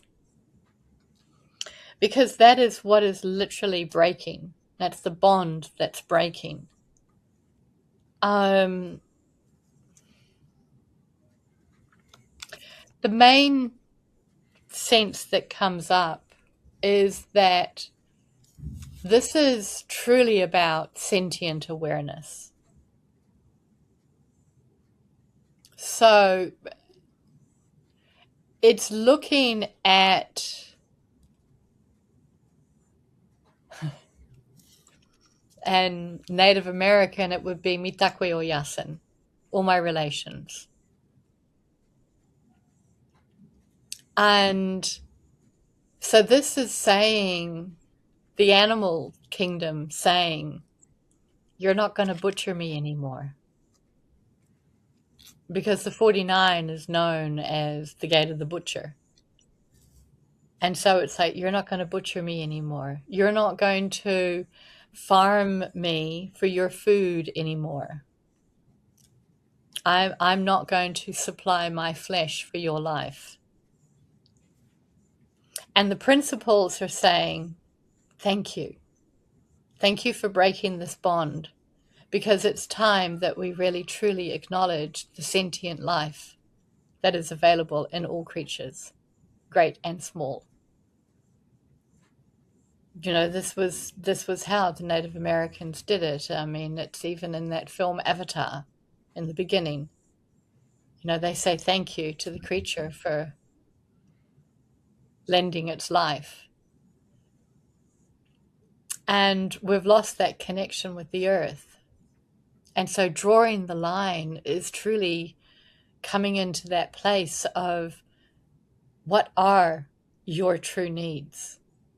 What are the true needs of the human race, of the future human? What is truly needed? What is spirit awareness? What are you sensitive to? This is a design of being sensitive. And so if we are available and open to remember the true needs of all sentient life, then how does that show up in our eating, in our walking, in our being, in our speaking, in our seeing, in our hearing, in our thinking? How does it shape the life that we can be living? So to be in that true relationship of listening and to be able to retreat, to go, I don't want to do that anymore. It's not in alignment with the principles that I have. And then the 19 will be going, oh, thank goodness I get to live my life out. Because there is great insensitivity in the world. I mean, a lot of my life I was literally told, you're too sensitive. Stop being so sensitive. God, you're totally oversensitive in this moment. Harden up. Don't be such a softie. You know, I mean, the list goes on and on and on. And I used to be crying inside and going, why am I told to harden up? Why can't other people soften up? If I'm being too sensitive, well, they're being completely insensitive. What would it be like if they weren't so insensitive? And so my little reaction would come out, you know? So what is it like to actually be in that? What are we both sensitive to? And if somebody is not being sensitive, how do I draw the line? I've had to draw a lot of lines in my life. I've had to look at a lot of 19s saying, I'm sorry, you're not healthy for me. I got to walk away. It doesn't need to be this way. It could be a different way. And so there is this splitting apart, this gulf that's happening. And the frequency of those of us who are born before 2027 are going to be carrying this frequency on until our death. So we will be carrying this old frequency into the future. And so until the last of us who are born before 2027, when we cross over into the new cross, we're still going to be having this frequency on the planet. So it's going to take a good 100 years, you know, to kind of change things. So we've got time. It's not like a night and day thing. It's not going to happen overnight. It's going to take time. And so the more that we can adapt to this early and go, oh, wow. Now, I often get asked, you know, do you still eat meat? And I say, yes, I do. Unfortunately, my body still calls to eat meat. When I'm not living in New Zealand, I've got no interest in eating meat. It is so bizarre. As soon as I leave this country, back to being vegetarian again. So easy. But when I'm here in this country, it's like, I don't know if it's the cold or the damp or the climate or what, but I can be so ungrounded that sometimes my body says to me, I need to eat meat. And I'm like, oh no, all right, I'll do it. But that's the drawing of the line, and that line is just going to get bigger and bigger and bigger. It's going to go from being a little tiny thin string to being a really thick rope. It's going to get bigger. It's very interesting to hear about this meat experience that you have. And I just want to touch very slightly into it. Is this some kind of like guttural feeling of feeling like you're not filled, or what's telling you to eat the meat in New Zealand? Um, it's been something to be with grounding. Yeah. I had been living here for probably about 3, 4 years, maybe a little bit longer. And I started having dreams of eating a steak. I was raised with nothing to do with the cow. My body,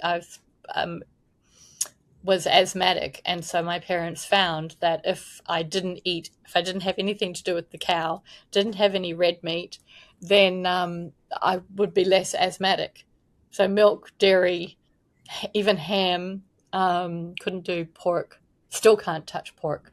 Anything to do with the pig, can't go near it. It's like I if I eat um, bacon or pork of any kind, I can get really really sad, because I've taken that energy of the pig into my body. And they're highly intelligent creatures. So it's, yeah, but it's literally a grounding. Mm. Mm. And I've tried meditating and, doing other kind of protein mixtures of beans and rice and other things. But yeah, as soon as I leave the country, I'm okay. What to do? I had to surrender. My mind didn't like the surrender. Yeah. And I can now go weeks without eating red meat. And in those weeks, I'm really happy because I Mm. haven't had to eat it. Yeah. The easiest meat that I came across eating um, was buffalo when I was up in Ashland, Oregon. And I had that same feeling like I needed to eat some meat. And a friend of mine said, try some buffalo. And I was like, I can't do that. It's buffalo. And they said, just try it. And I only needed a little tiny piece. And it gave me exactly what my body needed.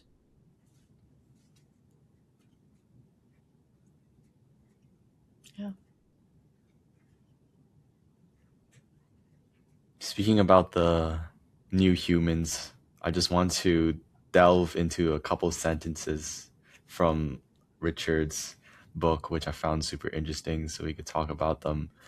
And one of the quotes says, one of the traits of the new human will be an incredible sensitivity that is far beyond being psychic. The awareness in such a being will not recognize itself as being separate from other human beings. Thus, they will work for all humanity without caring for themselves. And for anyone interested in reading about this, I'll also link the 19th and the 49th in the description so you guys can also read along. But with this sentence, I'm just wondering, like, how can we prepare for the new humans? Become one.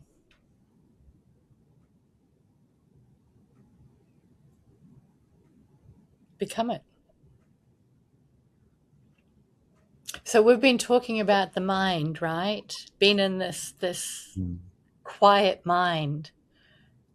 If one is in a quiet mind, what are they available to hearing? Everything. Yeah. Did you ever read the Aragon books?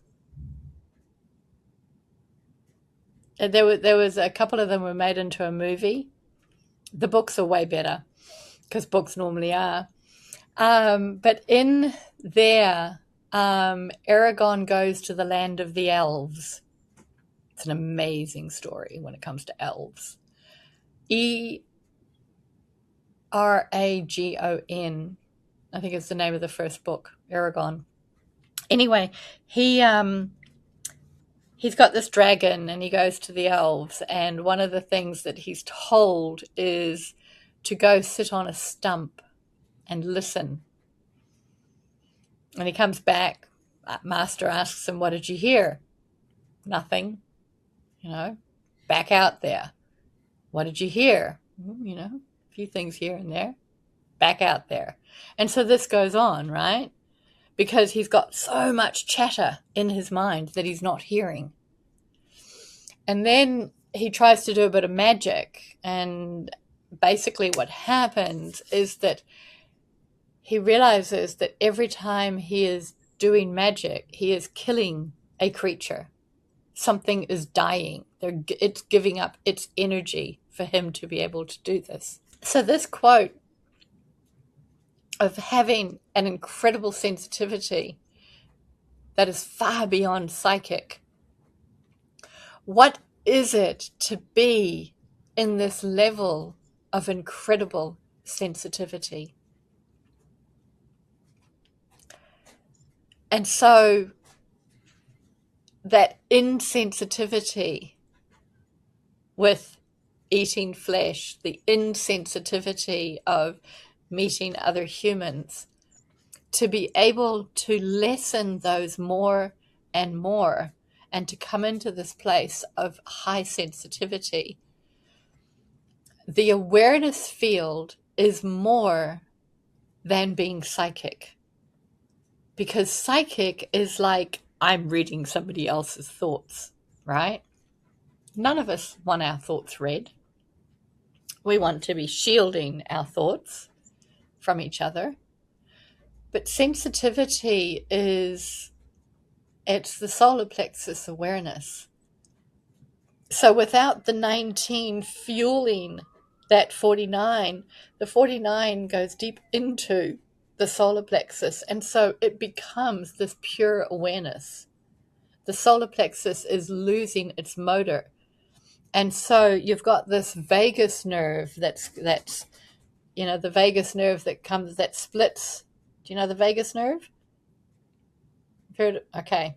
VAGUS comes down. It's a cranial nerve 10, comes down, splits into two, comes down into the body, connects in with the heart, the lungs, the liver, the spleen, the digestive tract. So it's got this full-on solar plexus awareness. It has more afferent neurons than efferent. So the neurons they take information and they bring it up to the brain. The brain is this amazing processing system, right? It's a multidimensionary computer. And so this incredible sensitivity is not in the brain, but it is the solar plexus awareness that's able to go, oh my goodness, I am aware of all of these different things. So that's when we begin to go, there is no separation. Because the fluidity of frequency goes through all these different ways of being human. We become much more sensitive to everybody and understanding that if I do something negative here, it's going to go around and around and around and around and then come back to me again. Karma in its simple form. So we'll be able to care for all of humanity as well as caring for ourselves, because there is this sensitivity that what I do to another person, I'm also doing to myself. I mean, that's one of the basic teachings of Jesus. Swinging back to the Essenes, do no harm, love your neighbor as thyself. Why? Because he could understand. And it's not just other human beings, it's actually all sentient life. And what that means is that we have to just surrender to our beings. And that wraps back to the whole thing of like watching the mind and how it's judging. Yeah. Yeah. And that's, because judgment is creating separation. projection creates more separation. So what is it when we go, oh, there's actually no separation? A beautiful Indian tradition is looking at Indra's net, or Indra's web, as it's also known. And I remember as a kid, I don't know where it came from. I think I'd gone to church one day with some friends, and they were talking about Joseph's coat of many colors. It was somewhere. It was one of the churches, and I remember thinking about this coat of many colors, and how each of us has this coat that we carry with us, and the coat of many colors is only as colorful as it is that we are sensitive to what it is that we are creating in life. And so it's actually up to me to shine up all of these different patches on this coat, to clean it up so that everything is, coherent and high frequency, or true frequency. High it's a word. But yeah, it's not separate. We each have our own cloak, but our own cloak is part of the grander cloak. And that's where Indra's web is really beautiful. This makes me connect to the stage yellow of the spiral dynamics, where it's all about like systems thinking, understanding holism, and also requisite variety, which you mentioned. And I know Yeah. it's been a while since you've looked into spiral dynamics. So I would just love to learn more about your understanding on stage yellow, and also what's beyond stage yellow, which is also stage turquoise. But first, let's just look at stage yellow. I remember when I first learned about spiral dynamics, and I'm like, what do you mean we're ending here? Well, what else is there? And when they brought in yellow and turquoise, I was like, oh yeah, no, that I recognize. Like that rings true. This other stuff, it just doesn't ring true. And of course, I was told that I didn't know what I was talking about, and whatever. But it's this,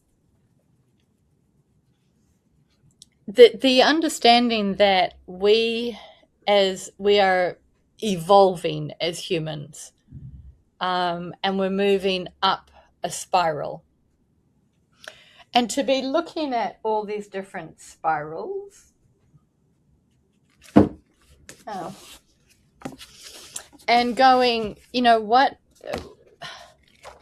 what's there in terms of the mind? What is there in terms of looking at how tribal we are, or that angriness of the red anger? It's the maturity level of humans as we're moving through. So if we look at purple, purple is the lower one. It's the early. It's not as early as beige, but it's very early. So it's very much about observing rituals. Purple in a higher form is taking traditions and turning it into something that is a fair treatment all in blue. And then that moves even further up, which is green. But if we go beige to red to orange, it's a different realm. So purple to blue to green, and then into turquoise. Beige to red to orange to yellow. Do you see how I'm going up two sides of the spiral? I kind of experienced it a little bit differently.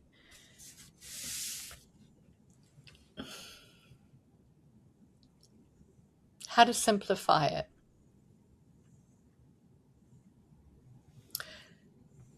Again, I look at this and I go, there's nothing wrong with the lower levels. because a lot of people look at a lower level and they go, oh, we need to be in the higher tiers. We need to be in the aspects of awakening. When we're in the lower tiers, it's seen in the world of being more tribal, more business-like, definitely more of what we're experiencing here in this time of about self, with symbols of success and ways of being recognized through plaques and money, right? The greenies, of course, they come along and they're going, oh, well, I want to be about feeling, and I want to look after the plants, and I want to look after this, and I want to look after that. And not everybody really likes that, because they believe that that is stopping progress. So you can see how there is this orange aspect of going, we want progress. And there's the green aspect of going, but we got to look after the planet. Right?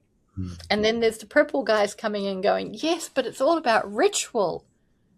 We need our ritual. If we come back to ritual, then the world's going to be a better place. Maybe, maybe not. So when we come into yellow is very much about systems. I look at yellow and I don't know, I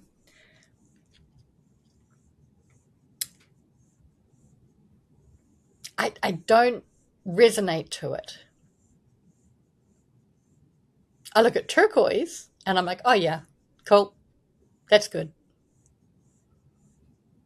Yellow still feels like it's in that thinking mind. It's got the strategicness of how things can be done. And yet, yellow is still needed for the transition of where we are now and where we're going. So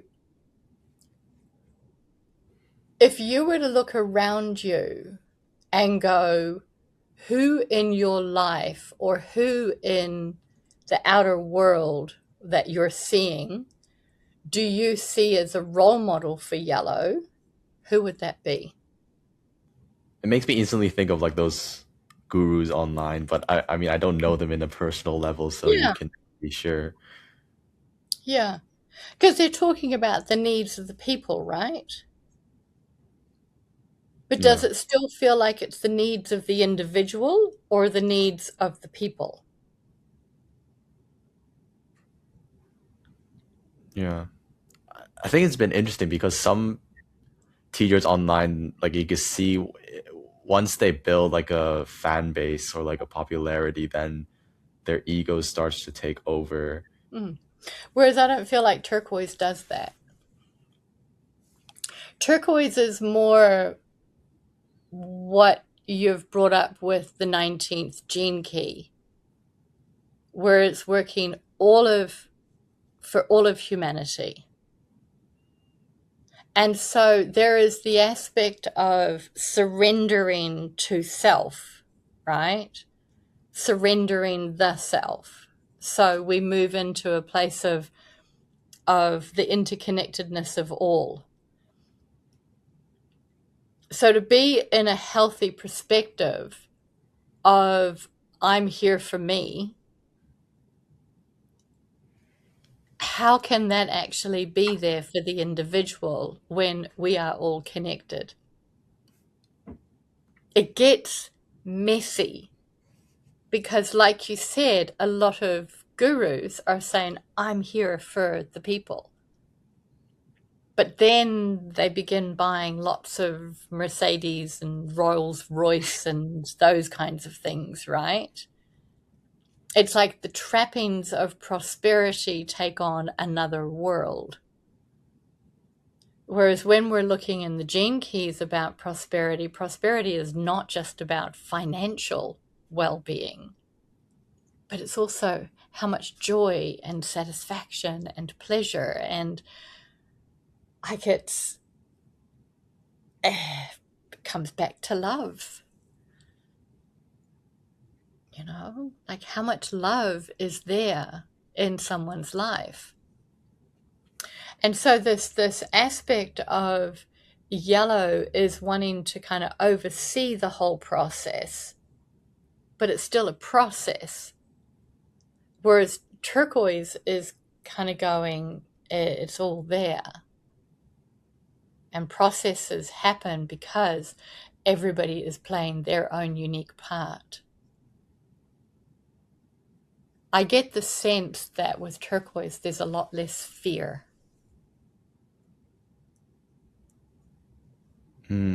That's the sense that I get. When I feel into yellow, I still feel there's fear there. You know, it's still got that aspect of power and fear.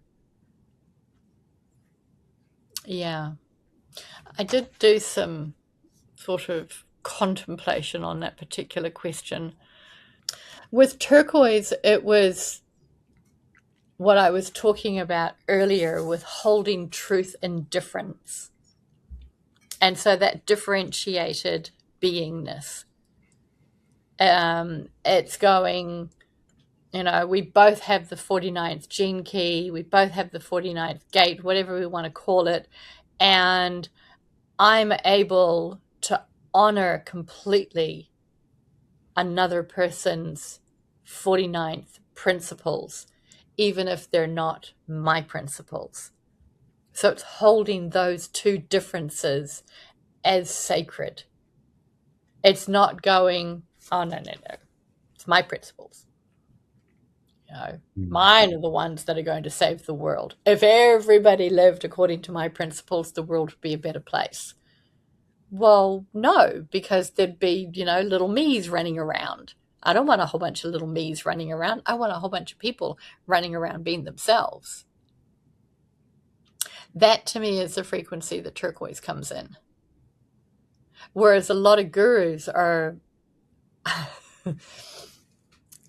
I'm probably going to get told off for this. However, this is a Diya thing. When people speak from the you, there is a real difference from speaking from the I and speaking from the you. Have you noticed how many talking gurus speak from the you? A lot because they tell you directly on what you should do, and like Exactly. it creates a division.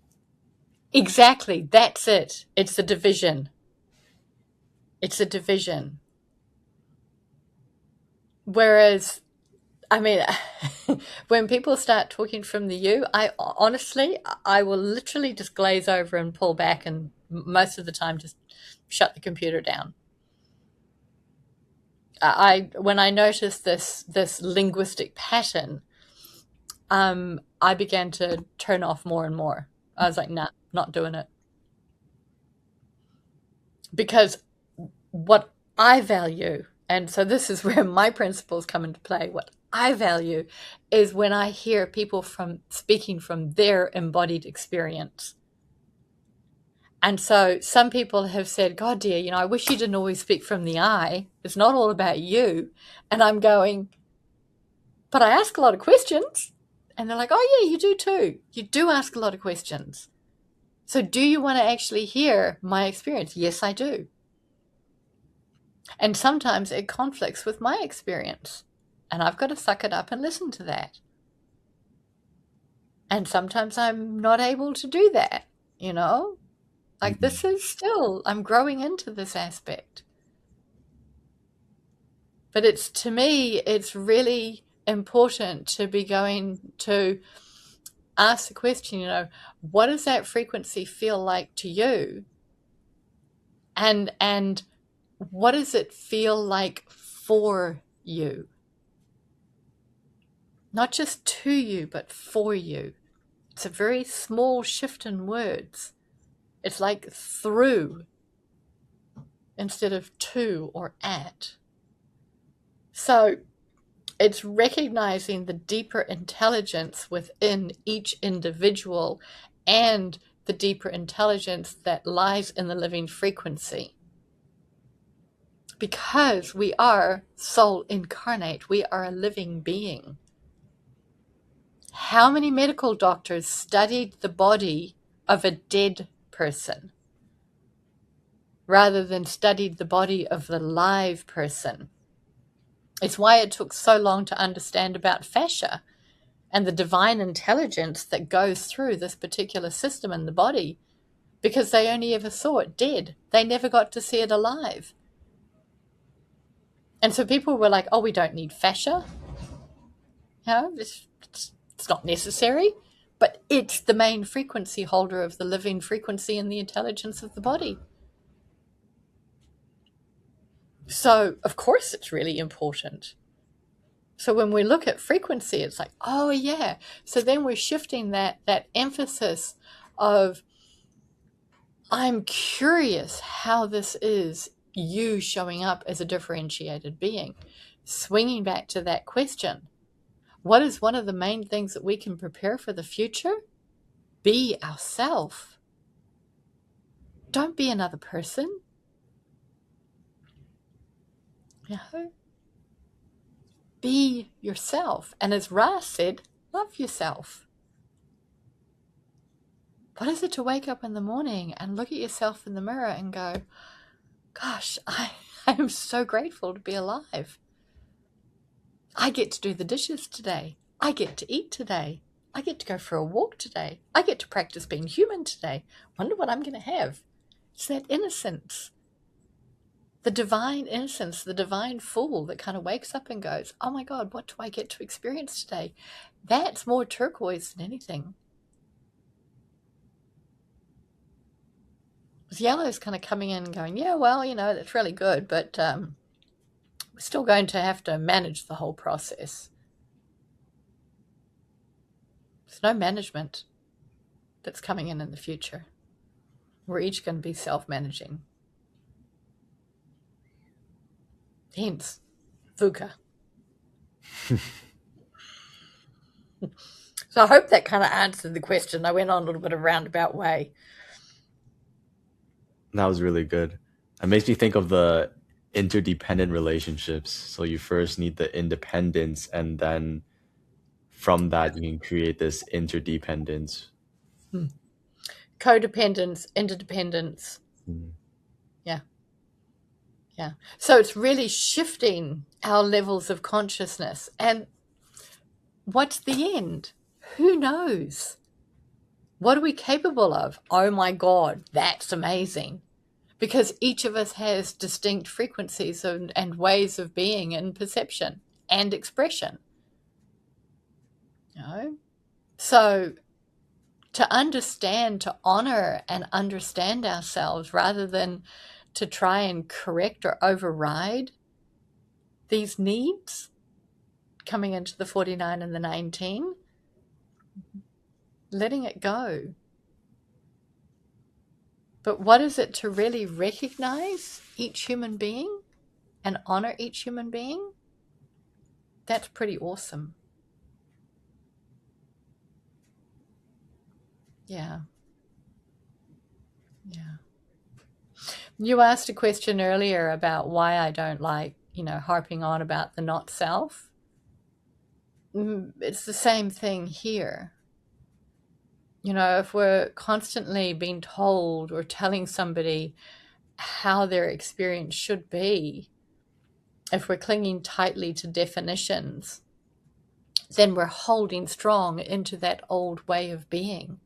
And so we can't become our own primary authority. Because that's what's really important, is to fully be in this place of, yeah, I am a divine being.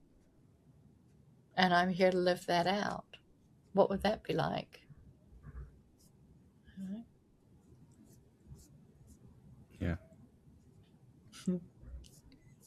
something that came up, which I remembered um, during our first chat, which I like slightly asked about, which I think connects really well with this conversation, is ETs and aliens and galactic beings, especially so many different like spiritual individuals looking into these things.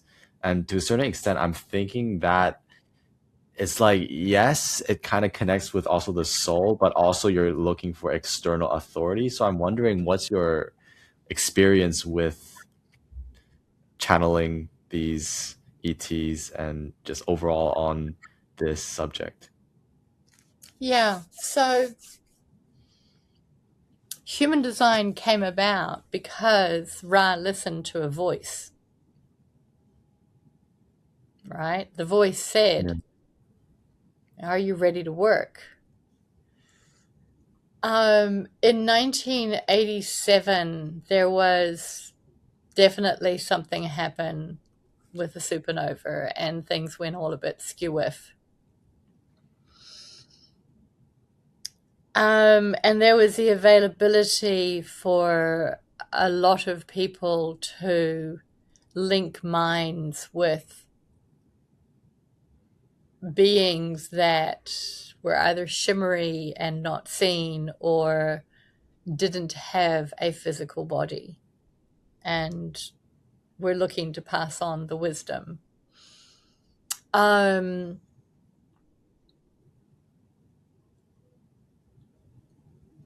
The challenge is that a lot of people have got their own filters.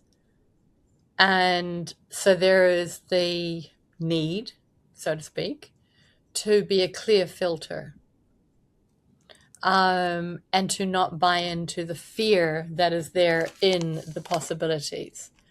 So, what is it to be freed of that fear?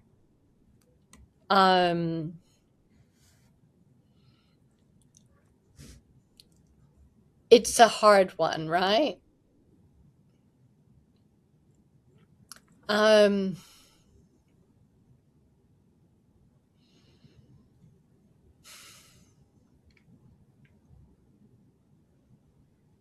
some channels I've listened to are amazing.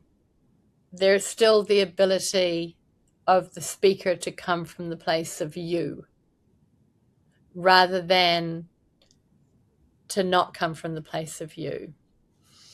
In 87, I had my own sort of ET experience. It was not my first one. Been a few on the island. But there I was actually I was told that I was a good channel. I was actually told more than that. But it always sounds really strange when I say it. So I'll say it anyway. They said to me, "You're one of the most powerful channels to walk the planet." And I'm going, I think you got the wrong person, but thank you. Anyway, they encouraged me to go out into the desert with them, and where there were a bunch of ships. And I was like, I'm bringing a friend of mine. And so I got this friend of mine to go out to the desert with me, and we walk into the house because it's a house on the edge of the desert, and there was a big fence there because there was javelinas on the other side of the fence, and I guess the javelinas weren't going to bother with the ETs.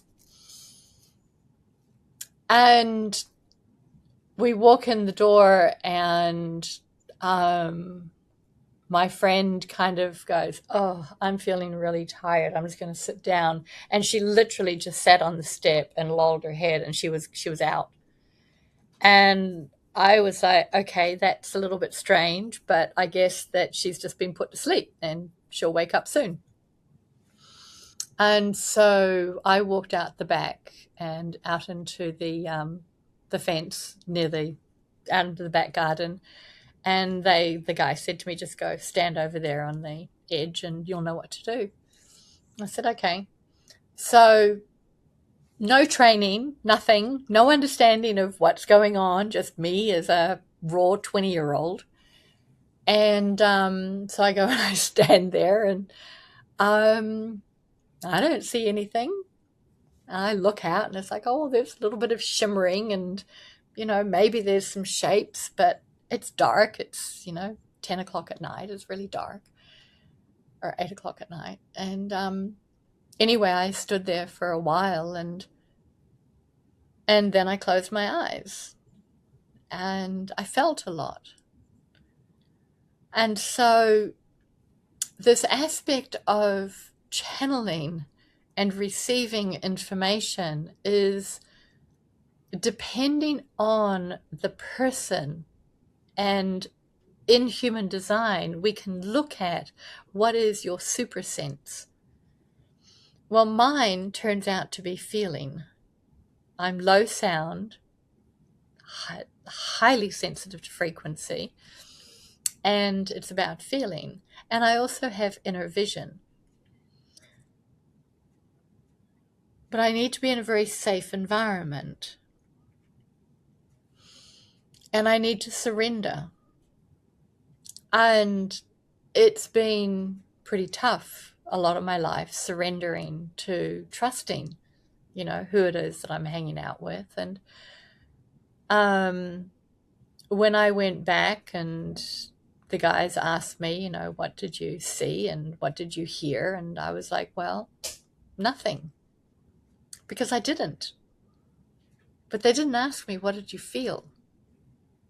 They just asked me, what did you see and what did you hear? And they didn't ask me, what did I feel? And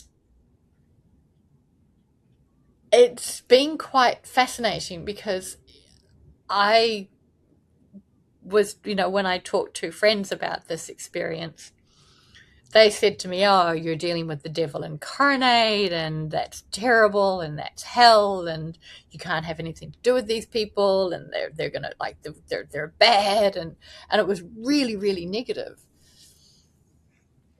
But nobody asked me how I felt. And so it wasn't until about a year or so later, when I was living in San Diego, and friends of mine would start asking me different questions, and we're sitting in a nice warm little small living room, and I would close my eyes, and all sorts of things came out of my mouth. Well, I've got the unconscious 4323. I understand this now. It's like I begin to see how design can actually help us know what it is that we're receiving.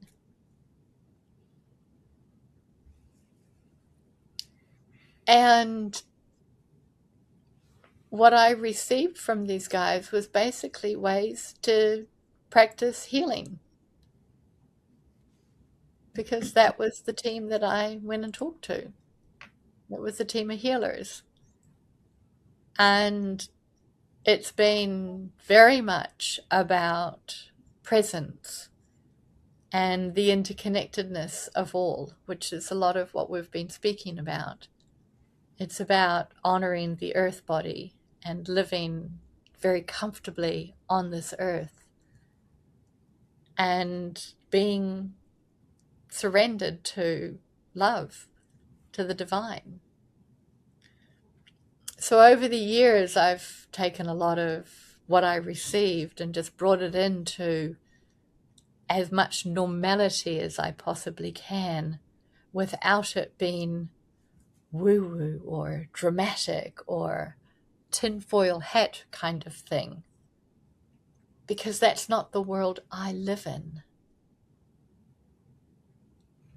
I don't want this to be something, that people have got to go and pay $10,000 for an hour. I just look at that and I'm like, no, that's not what these guys experienced. But I did begin writing a story about it.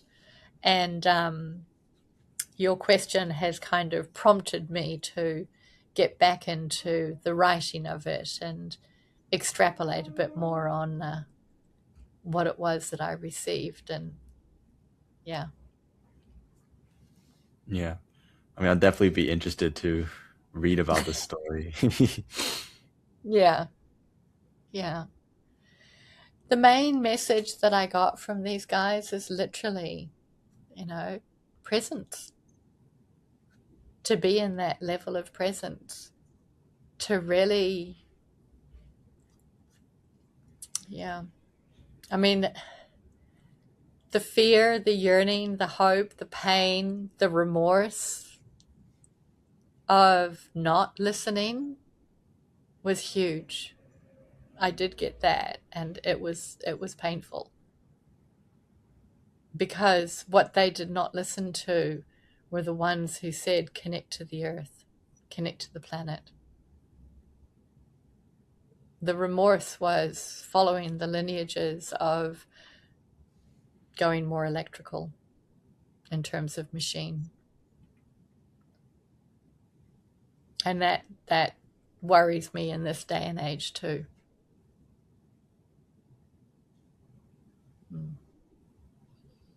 So that was why when you were, asking about the 19 and that being prepared for the future, I'm like, be you. And this is what I hope for all of humanity. I mean, I had this vision years ago of walking into a classroom of kids and seeing them all just being themselves. And I realized that there was absolutely nothing I needed to teach them about psychic awareness because they had it all. It was the that movie series about mutants, X-Men.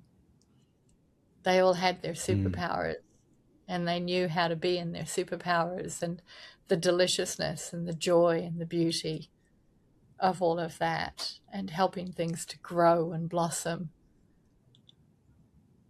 and live.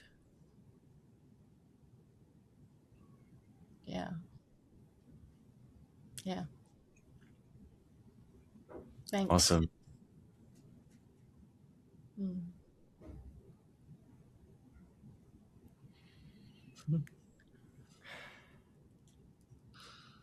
I'm just taking a look and I just noticed we're nearly at the 2 hour and 30-minute mark. But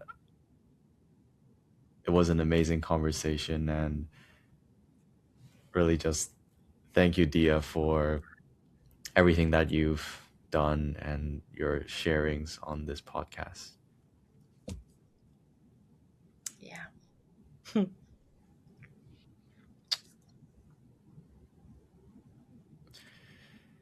Thank you. Yeah, super excited with the future of humanity. Probably we'll make another episode sooner or later, but until then, I'll link all of your contacts and all of the website stuff in the description for anyone who wants to check out Diya's work. And to anyone who's still tuning in, sending you guys lots of peace and lots of love from both of our ends. And we'll catch you guys in the next one. Peace out. Thank you.